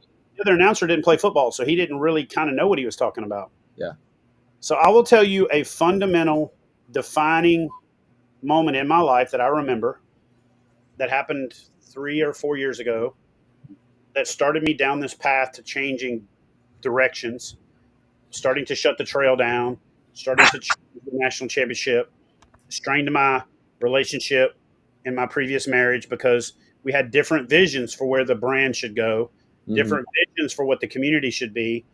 And what she didn't understand was it didn't need to be the biggest thing in the world. It didn't need to be FLW. It didn't need to be all these other things. It needed to be what I envisioned it being because it was my baby. Yeah. But Yeah. I gave her the steering wheel and let her drive while I was trying to get my mind right. Mm-hmm. So the analogy that I tell is imagine you wrapped up in a blanket, you put your head against the window and you went to sleep and you let somebody else drive and you're supposed to be going to Texas and you woke up in New York City. That's what happened to me is I literally took a break and said, whew. And when I woke up, KBF was in New York City. It was a different creature than I wanted it to be. So Yeah. here's the defining moment. This is the comparison thing to Tom Brady. With all of the thousands of accolades and the people patting me on the back and saying, dude, this is awesome. After a national championship 3 years ago, so 3 national championships 4 years ago, I got a message from a guy. Hey, you're probably not going to read this. You're definitely not going to respond to it. You're probably going to blow me off, but I got to get this off my chest. Mm-hmm. And he wrote out how disappointed he was in the Kayak Bass Fishing National Championship experience because he said, my main goal when I started the year out was to qualify for the national championship. And my main goal in qualifying for the national championship was meeting you and shaking your hand. And I tried to shake your hand 4 times, and you walked past me like I wasn't even there because you were running around like a chicken with your head cut off, and you were doing this and you were doing that, and you were basically behind the curtain, hiding from people the whole show.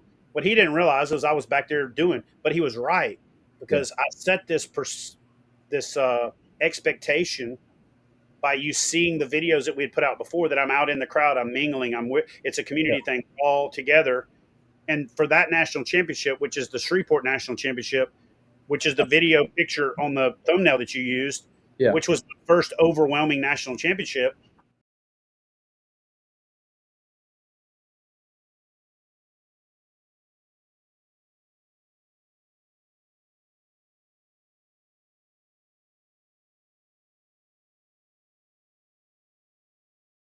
Over the direction of it.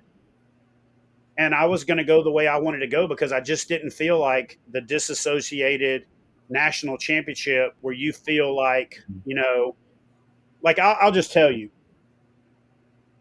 she was like, you need to get a jersey. You need to be branded. You need to be presidential.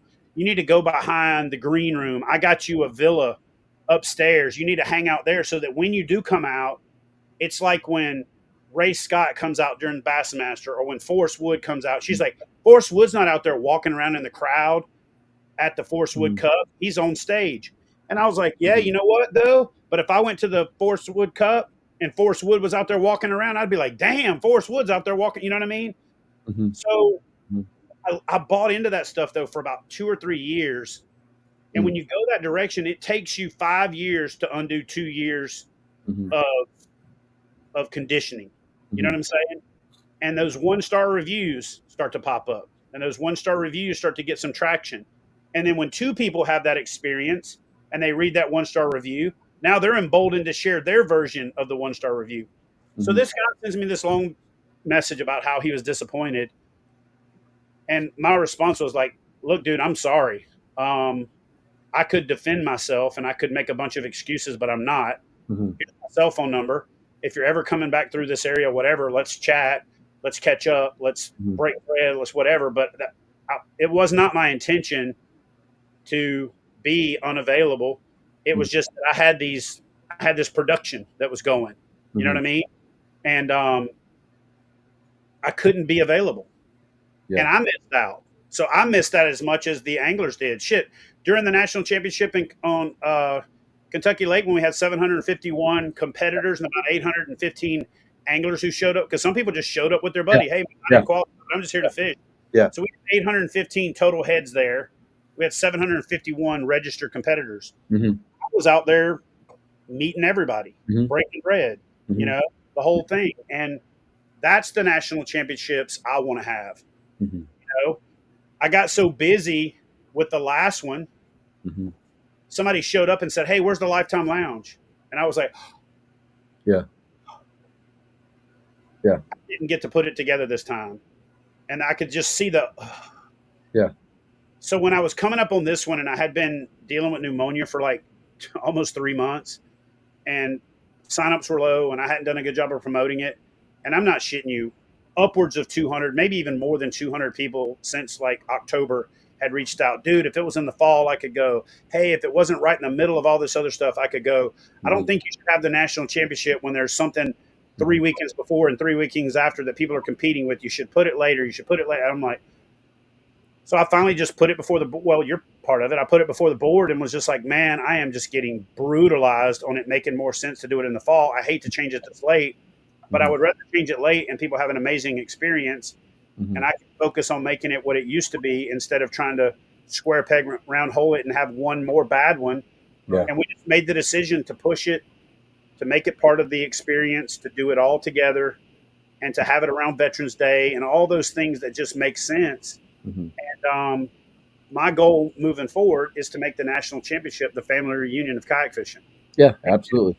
Now, I want to add something here. I'm going to bring up a scene here. Whoop, maybe. That's awesome. You see that? You know who that is? Everybody know who that is? That's Chad and his kid there. Anybody know who that kid is? Isn't he like a hammer? I was listening to Chad talk the other day where he said that kid will like outfish Chad now. Like I heard this dude is like the next. Now I'm not. Now here, watch this though. Watch this. Here's who that kid became. That's what I'm saying. And you know, we had him on the other day, Chad, and I'm going to tell you something. That dude is one intelligent young man, and very respectful and genuine and authentic, just like you. And I just think he's great, and he's built. The guy's like an expert. It looks like at putting stuff together there, and you had a great interview with him and so forth. But you know, that to me, you're a great dad too, man. I mean, you know, think about that. And to me, that means I saw those pictures, and that meant more than anything, right there. So I don't mean to mess things up here or whatever, but I just want to let you know that I just respect you so much for him and what he's become. You know, isn't that? So let me speak on that a little bit. Yeah. And I pushed that kid so hard when he was little, that by the time he was 13 or 14, he was burnt out on me. He was burnt out on getting told what to do, Yeah. getting up at 4 o'clock in the morning, fishing till 10 o'clock at night. Yeah. So as much as I'm proud of what I did with him and I created this monster, you know, I'll tell you when I realized the level of sophistication and genius he's become is he comes down to Tennessee, comes down from Tennessee when he was still living in Tennessee when I first moved to Alabama, and we're fishing and he's filming.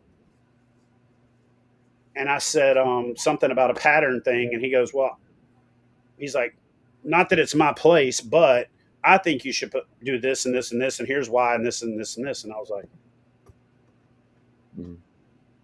"What?" So I did it. I was like, it made sense. So I did it, and I started catching fish. I look over, and he's got this like shitting grin on his face. And so then I started trying to get him to get in front of the camera. He's like, "No, I'm not getting in front of the camera." I'm like, "Give me the camera. I'll film." "No, I'm not getting in front of the camera." So finally, I'm just like, "Start putting GoPros on your boat so we can get the third party view of you filming, so we can do the whole behind the scenes thing." Yeah. So then we get towards the end of the day, and I'm like, "Here, put the camera down. Let's fish." We fish. He catches a few fish. And then "Hey, dude, check out this." So then he starts to get the bug for seeing himself catching fish on camera. And he's like, "But can we afford for me to not be behind the camera?" I'm like, "Yeah, dude, we can."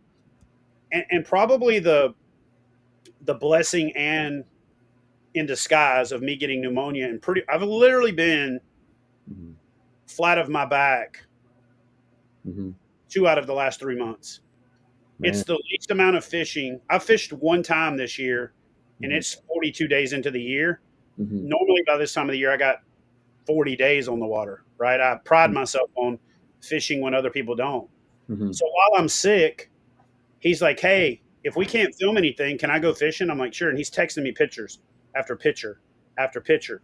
New Year's Day, he catches 106 3/4 inches and has got like a freaking 8-pounder, a 6.5, 4 or 5 fives. And a guy calls me who's fishing a tournament on that same lake and is like, "Yeah, we ran into your son out here at the boat ramp, and we're all licking our wounds because we didn't catch anything." We're like, "How'd you do?" He's like, "I smashed him." And we're like, "Shut up." Then he breaks out a scale and shows us that he caught 25 pounds. And we're like, "Well, you can show anything on the scale." He's like, "Well, I got them all on video." They're like, "Damn." So, okay. And that video just came out a couple days ago because he's been so focused on continuing to fish and working. And he's like me. He's a workaholic. But here's the cautionary tale. I almost pushed him too hard to the point where I burned him out. And then we butted heads like every dad and son. Butted heads, came fisticuffs when he was like 18. He moved out for a year with his buddy, did the whole thing, calls me up, "Hey, you got any openings for videographers?" I'm like, "Dude, we're up here with video. I mean, I can't do like an entry level." He sends me a reel.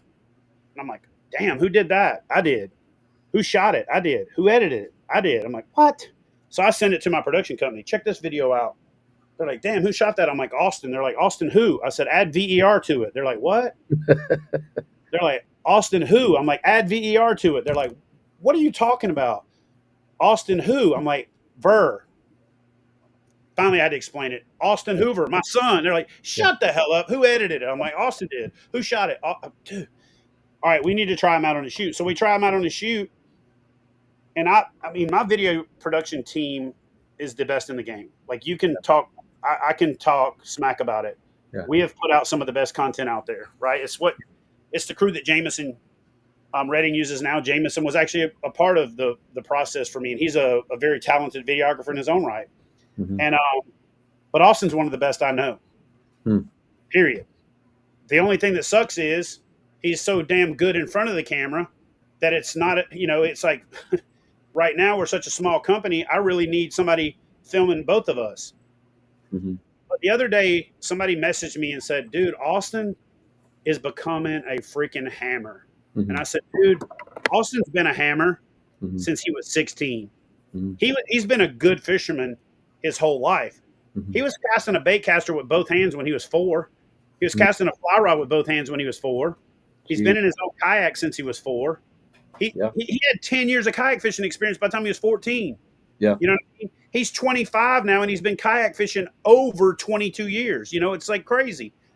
But he's also been an information sponge because he's been on the water listening in an earbud with me and Jim and Jeff Little and insert the best brains in the game. He's been very fortunate. He's walked into booths and listened to me and Mark Zona talk for 30 minutes and me and Kevin Van Dam talk for 30 minutes and me and like insert pro fisherman name here, getting into these cerebral conversations. He's been riding down the road in the truck with me when I'm talking to Dave Mercer or talking to, you know, whoever. Yeah. And he's a sponge. Yeah. The kid is by far, I would put him up against any angler I know. Oh yeah. Oh, I would too. Somebody said, you got to bet on an angler to win a tournament and you can't fish it, but you got to bet on another angler. Who you going for? They're like, who you picking? Russ? You picking this guy? You picking this guy? And I get a shitting grin on my face. And I'm not saying this because I'm biased. I'm saying this because I'm, well, maybe because I'm biased, but I'm saying this because I've been there. I've filmed this kid. I've watched him film me. I've watched him do stuff. And I've been around these other people too. But the kayak fishing world should hope he doesn't start competing. Yeah. He is an absolute monster. Yeah. So Chad, so asking about, so people that are just starting out kayak bass fishing, maybe they don't want to be a competitive bass fisher. They just want to make content. And when I go back and I watch your YouTube videos, they are great. And you tell me, you know, you got this great production team that does this.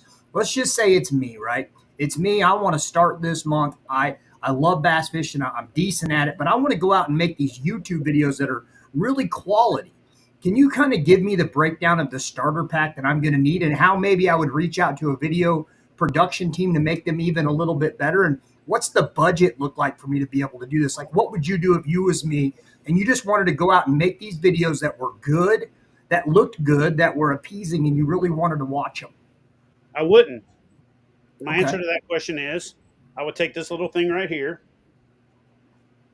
and I would get as good as I could get with this. I wouldn't even worry about a GoPro. I wouldn't worry about any of that. I would start with a phone. I would get my voice. I would figure out my timing, my pacing, my subject matter command, what my audience is, what my voice is, the stuff that people react to that I like to do, and then the stuff that people react to that I maybe don't want to do, but I can do if I want to make a living. But I would say if you're starting in today's market, the attention span used to be out here. It's down to this now. Yeah, it's like, so your best bet is to create engaging, exciting. So information, education, and entertainment are your three categories for social media. If you can combine two of the three, if you can do infotainment or edutainment, or, you know, people say, what's the difference between information and education? Information is I'm telling you something. I'm just sharing something with you. Education is I'm teaching you how to use that information, right? And then entertainment is you're just being entertained. I just had this conversation with a YouTuber today, about 30 minutes before we went live. I'm in the first 5 seconds today, in today's market, you can't do what I did because what I did won't work now. Overproduced doesn't really work right now unless you already have a following. People who follow you already will watch your long form content because they already follow you, because you've built a trust, you've built a value proposition. You come out right now, and if you don't have a YouTube channel and you do the best video ever and it's 35 minutes long and it's the most cinematic stuff ever and it looks like a freaking Hollywood production, nobody's going to watch it. Thanks. What you've got to do is you've got to create, and we're actually going back. So there is no production company now other than the fact that we are the production company, but the production company is me and Austin. That's it. That's the company. It's me, Austin. I have the board of directors or board of advisors now that really has taken a monumental weight off my back, even though there's not like a, you know, hours of tasking a week, just the little things that they're doing is taking a monumental amount of, you know, weight off of me that I put on myself. But we are very smart about the content we create now. We try to layer things so that we can stack it. When we shoot a long form content, we shoot 5 or 6 pieces of short form content. But if I'm answering your question, I would learn how to deliver a value proposition in under 30 seconds, and I would tell you what I'm giving you in the first 5 seconds. So I'll give you an example. When I was coming up, I was mentored by the Bill Dances and the Roland Martins and the Hank Parkers of the world. When I went to some of these big award shows and stuff, and they're like, always say your name at the beginning of every segment. Well, the reason that you did that is because back then people might tune into your show halfway through clicking through the channels and you're just out there fishing. So between every segment, you need to introduce yourself. So you're branding. Well, now if somebody clicks on your YouTube channel, they already clicked on your damn name. Mm-hmm. So the number one thing I would tell you is don't come up with some clever ass name for your YouTube channel. Name it your name or your name fishing. That's it. Yeah. That's your YouTube channel. You are the brand. It's called YouTube. It should be called TheyTube. But on TikTok, on Facebook, on all of it, what you're asking, and let me break this down to the most fundamental, simple piece of content that you need to understand if you want to be a content creator, a professional, a pro staffer, a mentor, whatever you want to be, is people are trading the amount of time it takes to watch your video for what they're going to get out of watching that video. If you can't quantify that value proposition, don't release that piece of content, right? So what are you looking for? Are you looking for information? Are you looking for education? Are you looking for entertainment? So I'm even revamping a lot of my content this year. Tell me you've heard this before. Hey guys, welcome to today's video, blah, blah, blah, blah, blah. And they do their whole spiel and then they go, stay tuned to the end of the video when I'll tell you what you came here for, right? Zero people are doing that anymore. They're either going to scroll to the end or they're going to be like, F this guy, and they're on to the next thing, because some more information delivered better is one finger away. They don't have to do anything anymore. They don't even have to poke the finger. It's one thumb swipe. You're gone. Bye. Bye, Felicia. So you've got to hold them, but the way to get them is to tell them what you're giving them right out of the gate. Hey guys, welcome to today's video where I'm going to show you the 5 best ways to use a Senko. And so something we're just about to do is we're going to start giving you the juice up front. We're going to flip the tip. We're going to flip it to the front of the video, give you the payoff and say, hey, hope you enjoyed this tip. If you got value out of it, do us a favor and watch the rest of the video where we show you how to catch them on this technique. Instead of talking about it and then slowly putting B-roll in it, we're just going to give you the juice first and then ask you in exchange for the juice, watch the rest of the video, right? So that's the number one and number 2 thing. The other thing is don't fake it. Like, if you watched a lot of my early content, I was the TV voice. Hey guys, welcome to today's video. I'm like, fuck, it's like I'm doing a radio show. Like, and I was coached to do all that stuff, and I felt like I was pretty good at it. Like coming up with these little catchy ads at the front of the video and all that stuff. And it's like, I watch old stuff, and I'm like, oh my god. And I remember one video you did where you have this thing, and it's like, if I look back on Chad Hoover videos, it's not the greatest one, I don't think, but it's the one that sticks in my head the most. And you're whistling this dumb song, and you're flipping your little thing around, and I'm like, this is so ridiculous, but I can't stop watching it. Okay. Right? Okay. It's like here's an idea. What was that thing? What was like a tether? It was the Rogue tether. I was literally telling my son, like, this shit holds your shit, but like you can't take it out. Stop. I remember that though. Now, could I make a living making videos on something like that? Absolutely. You can make a living doing anything if you do it right. There is a market and there is somebody for everything. You know what I'm saying? Look at that. Look at that. Yeah. What, are you in an inner tube out there, Marty? No, that's off. I got that off Chad's deal, man. Somebody somewhere had that out there, but yeah, we did a deal where I went out and tried to catch a Goliath grouper out of a unicorn floaty, and he was in that thing. So it was like this whole stupid idea to go viral. It actually worked. If you look up Chad Hoover, Fat Man versus Big Fish or something like that, we hooked it up where I cranked the drag all the way down, and the line was cable, so there was no stretch. So I hook into this like 220-pound Goliath grouper with no drag. The drag is locked completely down, but we tied the reel off to the rod. So if you really know what you're looking for in that video, you're like, this summit knew he was going to flip, because how hell did he get back in the kayak and then pull the rod back in? Well, it's because we had a time. I remember that one. Hey, Chad, if you could tell one piece of software editing, just one thing, one piece of software editing app, if you could only pick one and you could use one for an easy intermediate person that wanted to get into it, what software editing app would you use? I mean, I'll be straight with you right now. In-app editing, whether it's YouTube, whether it's Instagram, whether it's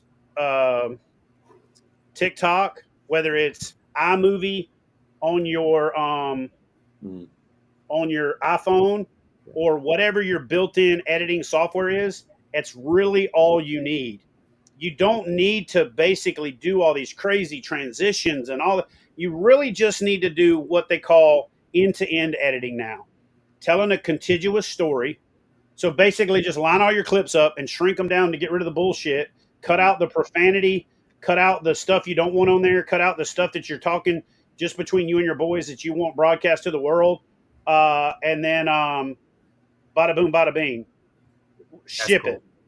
And talking about the kayak fishing story, who would have thought in 1996 you would be talking about this today in 2025, how to put all this together and how much it's changed? Dude, when we started, we were carrying these massive VHS cameras, and you had to have like a $5,000 editing suite to edit this stuff called Final Cut. Right back in the day, before Final Cut X, Final Cut was like $5,000.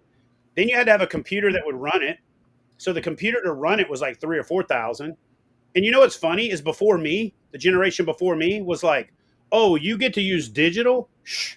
We had to have beta cameras, which means you had to have a beta processor, which was like $100,000. And so when you look back in the old days, the reason that there was only 3 or 4 guys on TV because the barrier to entry was so high.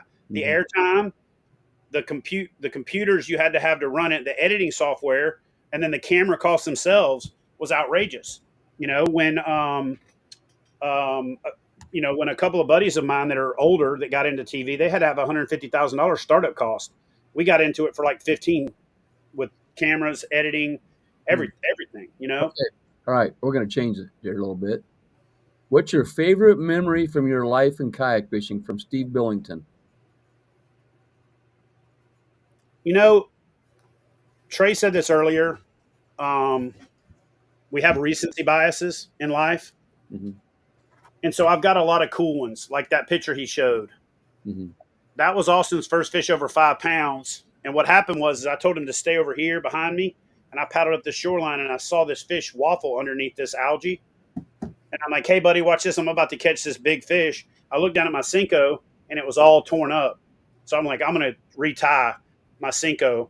So while I'm retying my Senko, I hear, you know how a spinning rod sounds when the line's coming off of it? I hear, and I look over, the lure hits the water, and he's like, oh, baby. And he cast over me and caught this fish. And my producer drops the camera and is all pissed off because he cast in front of me to catch the fish. And I'm like, dude, that was the gold. And so that was literally one of my favorite memories.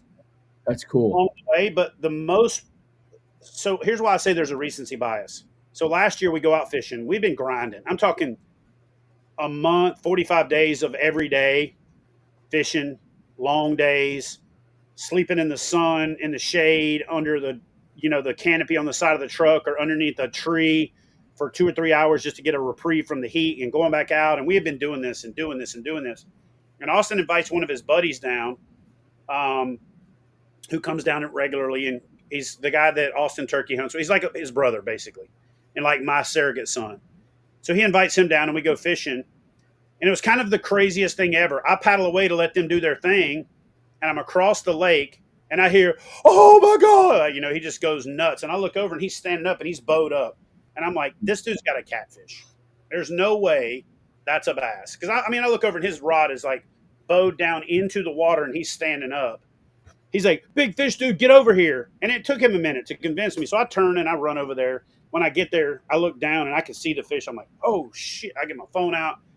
So my best memory, because there's so many incremental lessons and stepping stones and building blocks and so many heartbreaks, that little dude has hooked 5 or 6 double-digit bass with me guiding him and telling him where to cast, and sets the hook and they jump and he gets out of position, they throw the hook or they get under the boat and break him off.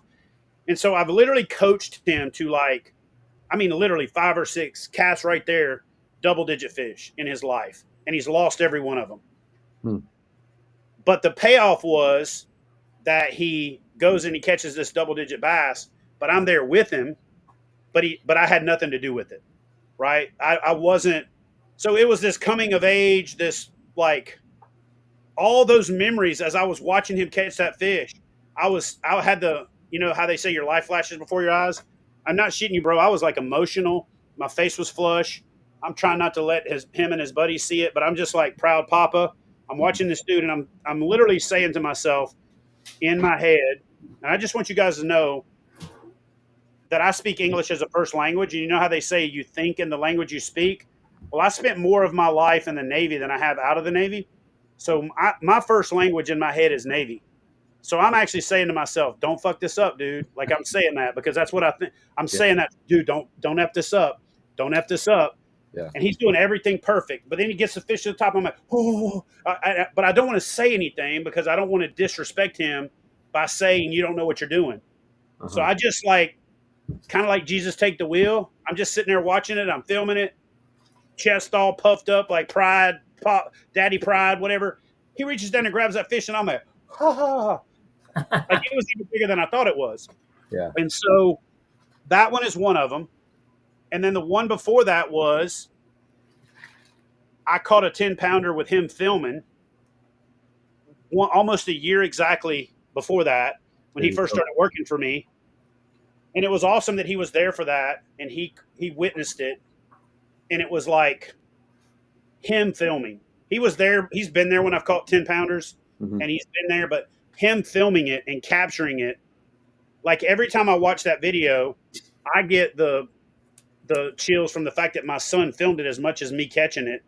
And then the whole thing with him catching that 10-pounder, it's not so much that it's the 10-pounder, it's that I know what went into it. Yeah. I know the 20 years of close calls and heartbreaks and you know, hours on the water, hours tying knots, hours, reading, listening, editing videos. Yeah, I can relate. I can relate to that, Chad, with our son CJ in the state championship when he raises the net. He's the final guy climbing a ladder, reaches up and holds the net up high. And it wasn't that moment. It was the 17 years before that he spent every day grinding and getting ready. So that's a great way to put it, is that it's not just that moment, but it's all those other moments that culminated to that moment, right? Yeah. Yeah. But did you notice what he said? He said 10-pounders. He said ers. Chad, what's the biggest fish you've ever? What's the biggest bass you ever caught? That's what Jeremy said here. 14.2. Oh man! Damn! You catch that in Texas, Florida? No. South Carolina. The biggest one on video is 13. I've got 2 that I didn't get on video that are 14.2. Both of them. Actually, both of them came from South Carolina.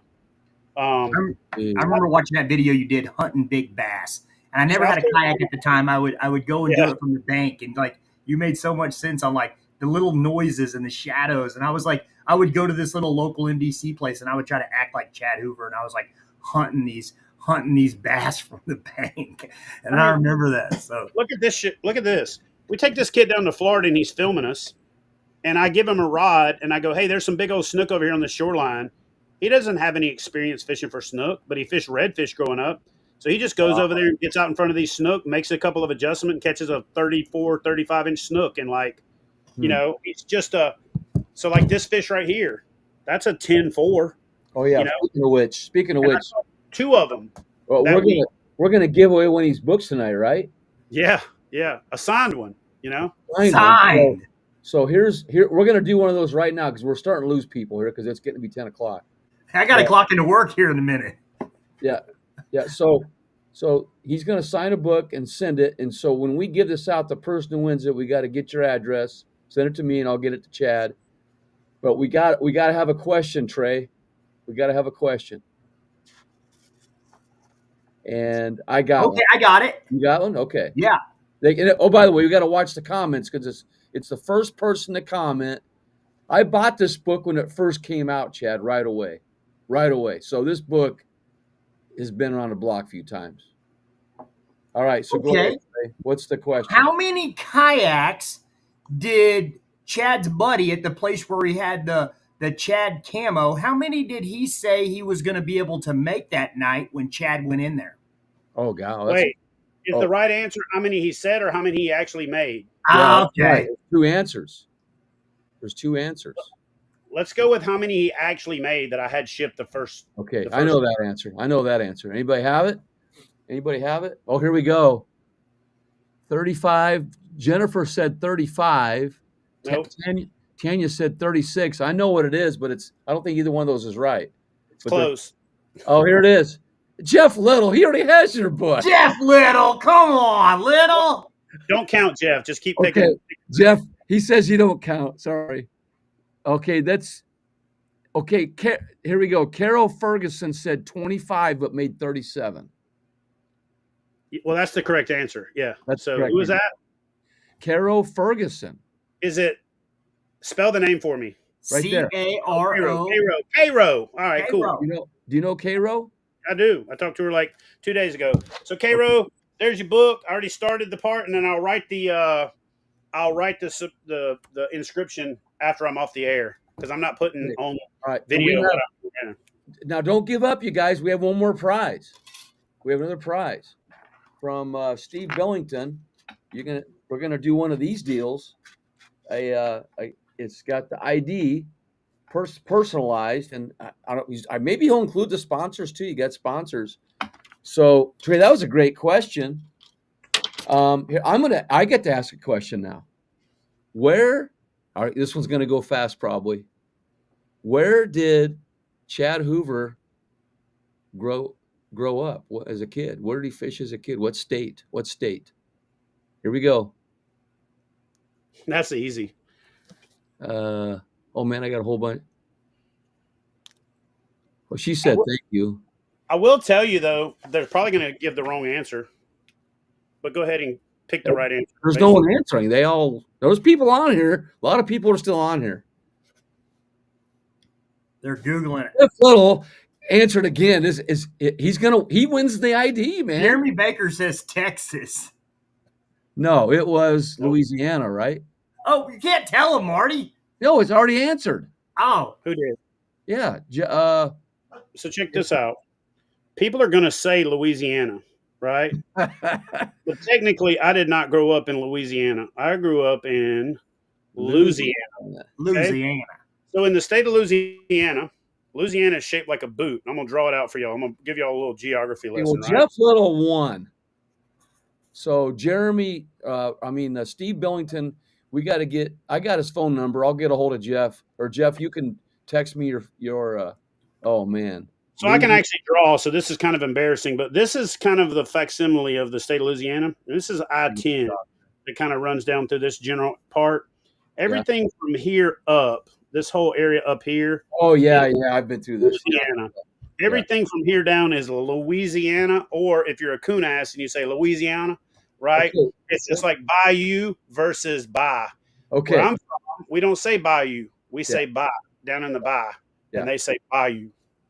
Now, I met a lady in outside of Shreveport there at Caddo, and she was telling us stories like that about you're a northerner if you're up here, you're a southerner if you're down there too. Mm-hmm. Is that true? I don't know.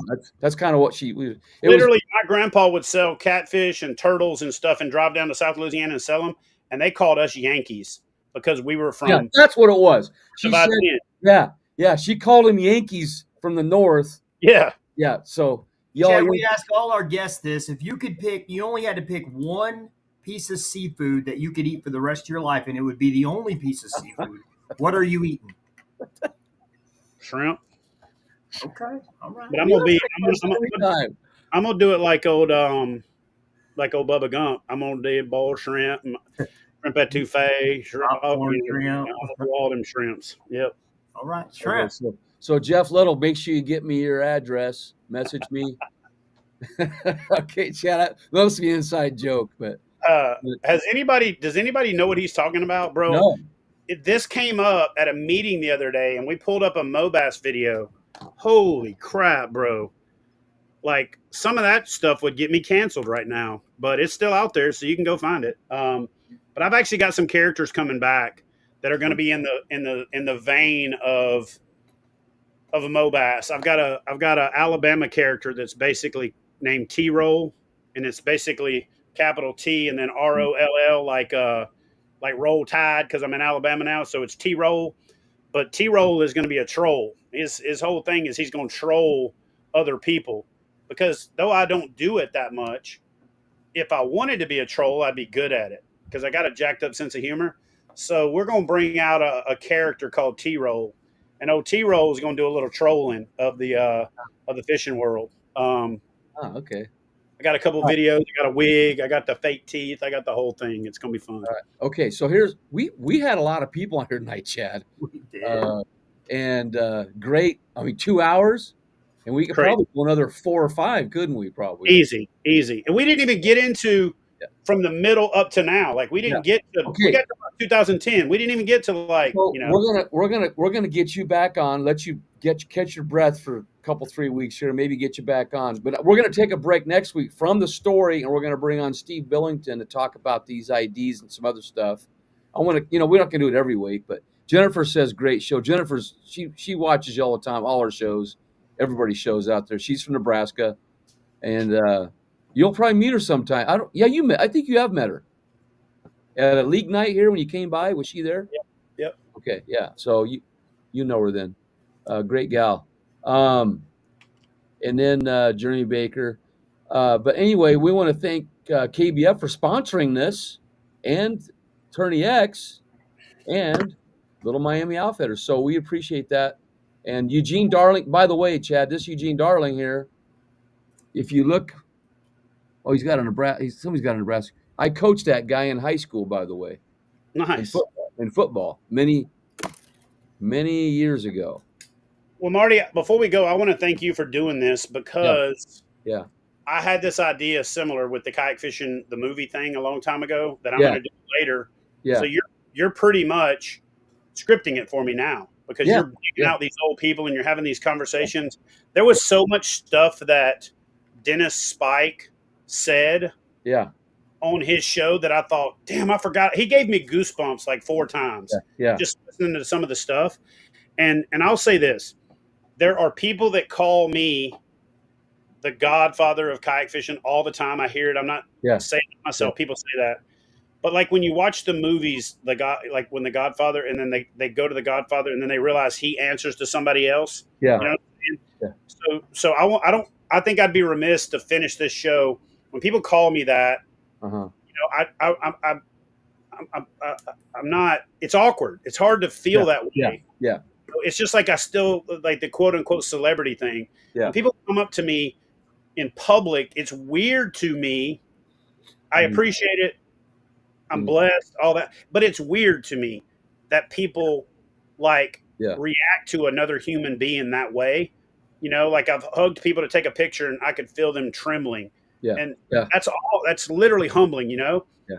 But I would be remiss if I did not say this. When you ask me who the godfather of kayak fishing is, it's Dennis Spike. Dennis is going to have his guy that he gives it to, but when you ask me, who did you see, who made you feel that way, who made you, and I'll tell you this, when I first started working in the space, I would think I'm accomplishing something, and then I would look up and Dennis Spike's got 3 more covers. He's got 8 more giant fish on a kayak. And I'm like, motherfucker. So I always felt like that dude was the standard by which you work. Yeah. And I use that as, I didn't compare myself to him. I just use that as the standard and the motivational, the goal, right? To say that dude is putting in the work. And that's how I want to be seen, as the guy that puts in the work. And so for me, there's probably people before him. He talked about a few, but the 2 people who I feel like are the most instrumental in my career would be Dennis Spike And then unknowingly, Tim Niemeyer, the guy that invented the first sit on top fishing kayak that spurred all of this stuff for us, that was the domino, the first domino in all of the dominoes.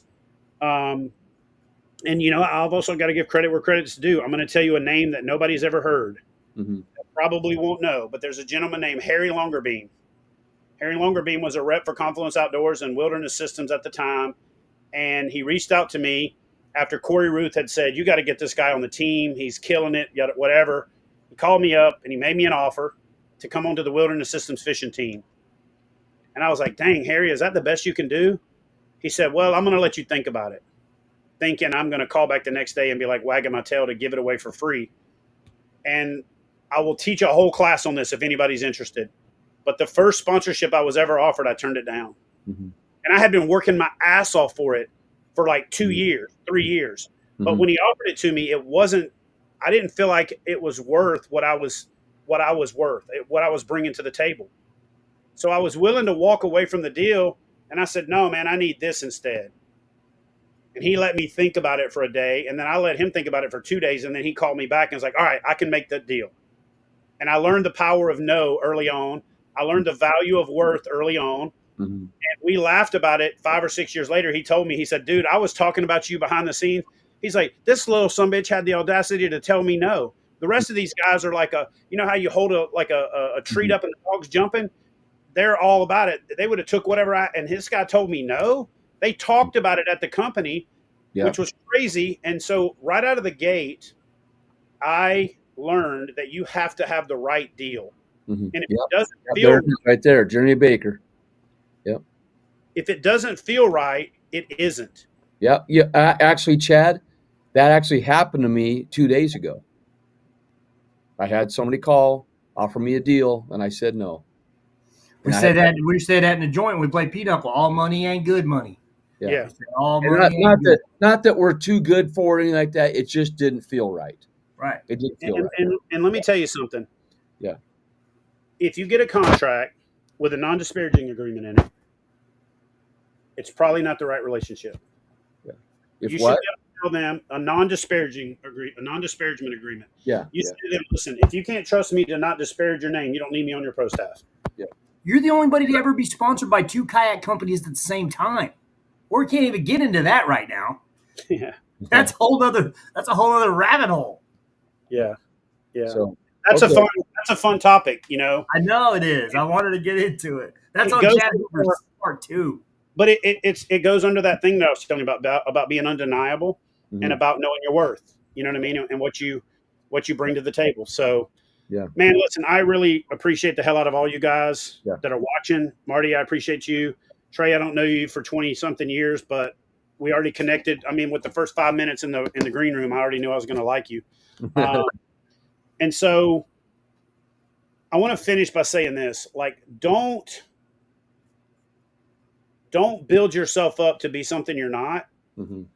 Don't try to be something you're not, and don't focus on something that you have to compromise on. Right. And as bad as I hate to say this, every time I've ever gotten in trouble, every time I've made a decision that blew up in my face, I had the gut feeling that it was going to happen before it happened, but I wasn't smart enough to listen to my gut. You know what I mean? And, they talk about lived experiences these days, these kids do. Follow that internal compass. Whatever deal you might make now that's going to tie your hands behind your back is going to make it to where you can't hold your hand out to shake hands for a better deal. Absolutely. Because you got it tied behind your back. Yeah. And if I had some advice for the young folks out there, or even young in the concept of getting sponsored and stuff like that, is I would say, if you have to negotiate to prove your worth, you're not ready to negotiate to prove your worth. Back up, work harder, build even more influence, build even more undeniability, build even more quantification. Because if you're at the point where you've got to quantify your worth, you're probably not worth what you want at that time, or not worth it to that company. So you need to find another company, or you need to bring the bar up before you lock a deal in. because it's better to wait 2 years and get a deal that's at that level than it is to take a deal and think, oh, I can work it up. It's the hardest thing in the world to work a deal up. Yeah, absolutely. You know, so. Okay. All right. Everybody's signing off. So thanks so much, Chad. I'll be talking to you more. And we appreciate what you've done. It's perfect timing for this show. We got it warmed up with Dennis and those guys, and Dee and Jim and you. And so we're going to keep going and keep telling this story. And this is recorded. It'll be on YouTube and for people to watch in the future. It's long, but guess what? 2 hours isn't long enough for all this. It isn't for the history. And because I thought we'd be done in 45 minutes, to be honest with you. Like, that was not with you and me on here. So thanks everybody. And we're going to end this broadcast, and you guys can check out KBF. We're going to talk about that next time too, about some of these contests. They're fun to get into. There's a lot of online things. The National Championship next fall is a great place to go meet people and have a good time. And Trey, thank you too, man. I know you got work you got to go do. And I'm just so grateful for all this. So thanks, guys. Thank you.